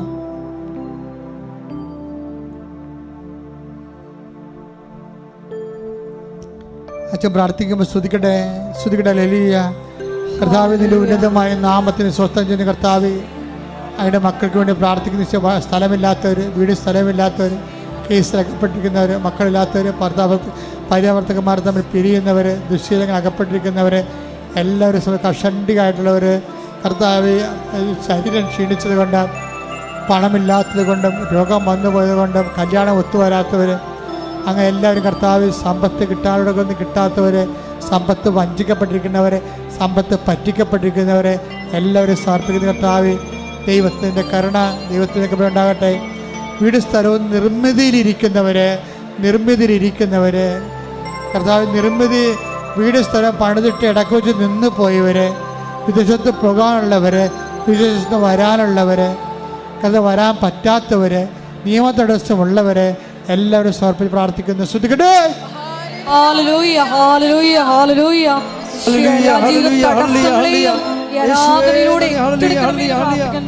എല്ലാവരെയും സാക്ഷികളാക്കി ഉയർത്തണമേ എന്ന് പ്രാർത്ഥിക്കുന്നു. ഹല്ലേലൂയ. മഹത്വം, മഹത്വം, ആരാധന, ആരാധന. ഹല്ലേലൂയ.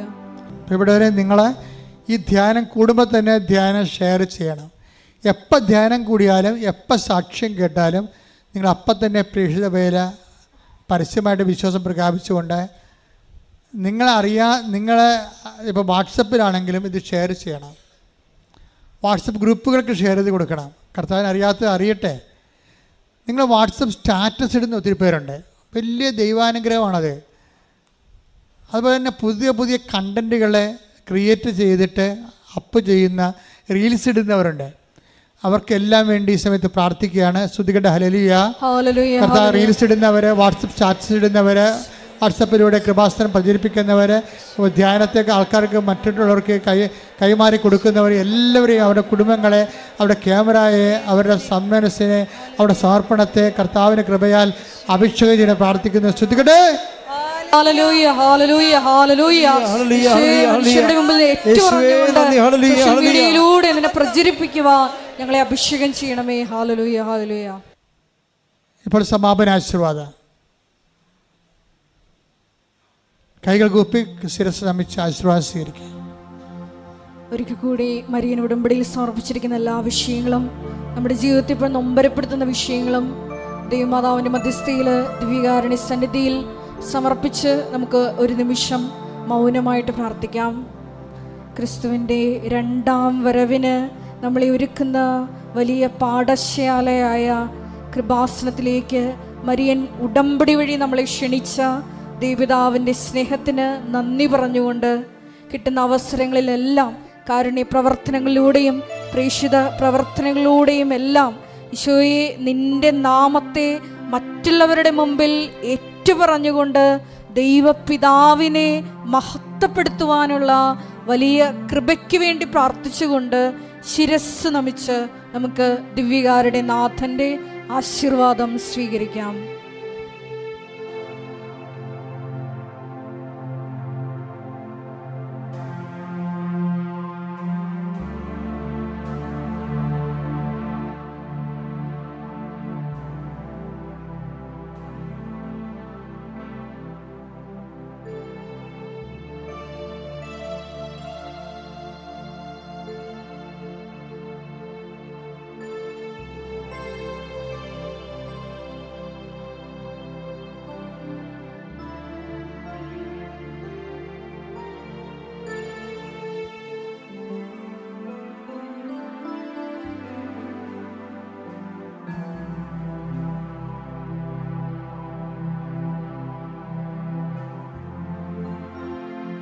പരിശുദ്ധ പരമ ദിവ്യകാരുണ്യമേ, ഇന്നും അങ്ങേക്ക് ആരാധന. പരിശുദ്ധ പരമ ദിവ്യകാരുണ്യമേ, ഇന്നും അങ്ങേക്ക് ആരാധന. പരിശുദ്ധ പരമ ദിവ്യകാരുണ്യമേ, ഇന്നും അങ്ങേക്ക് ആരാധന. ആവേ ആവേ ആവേ മരിയ.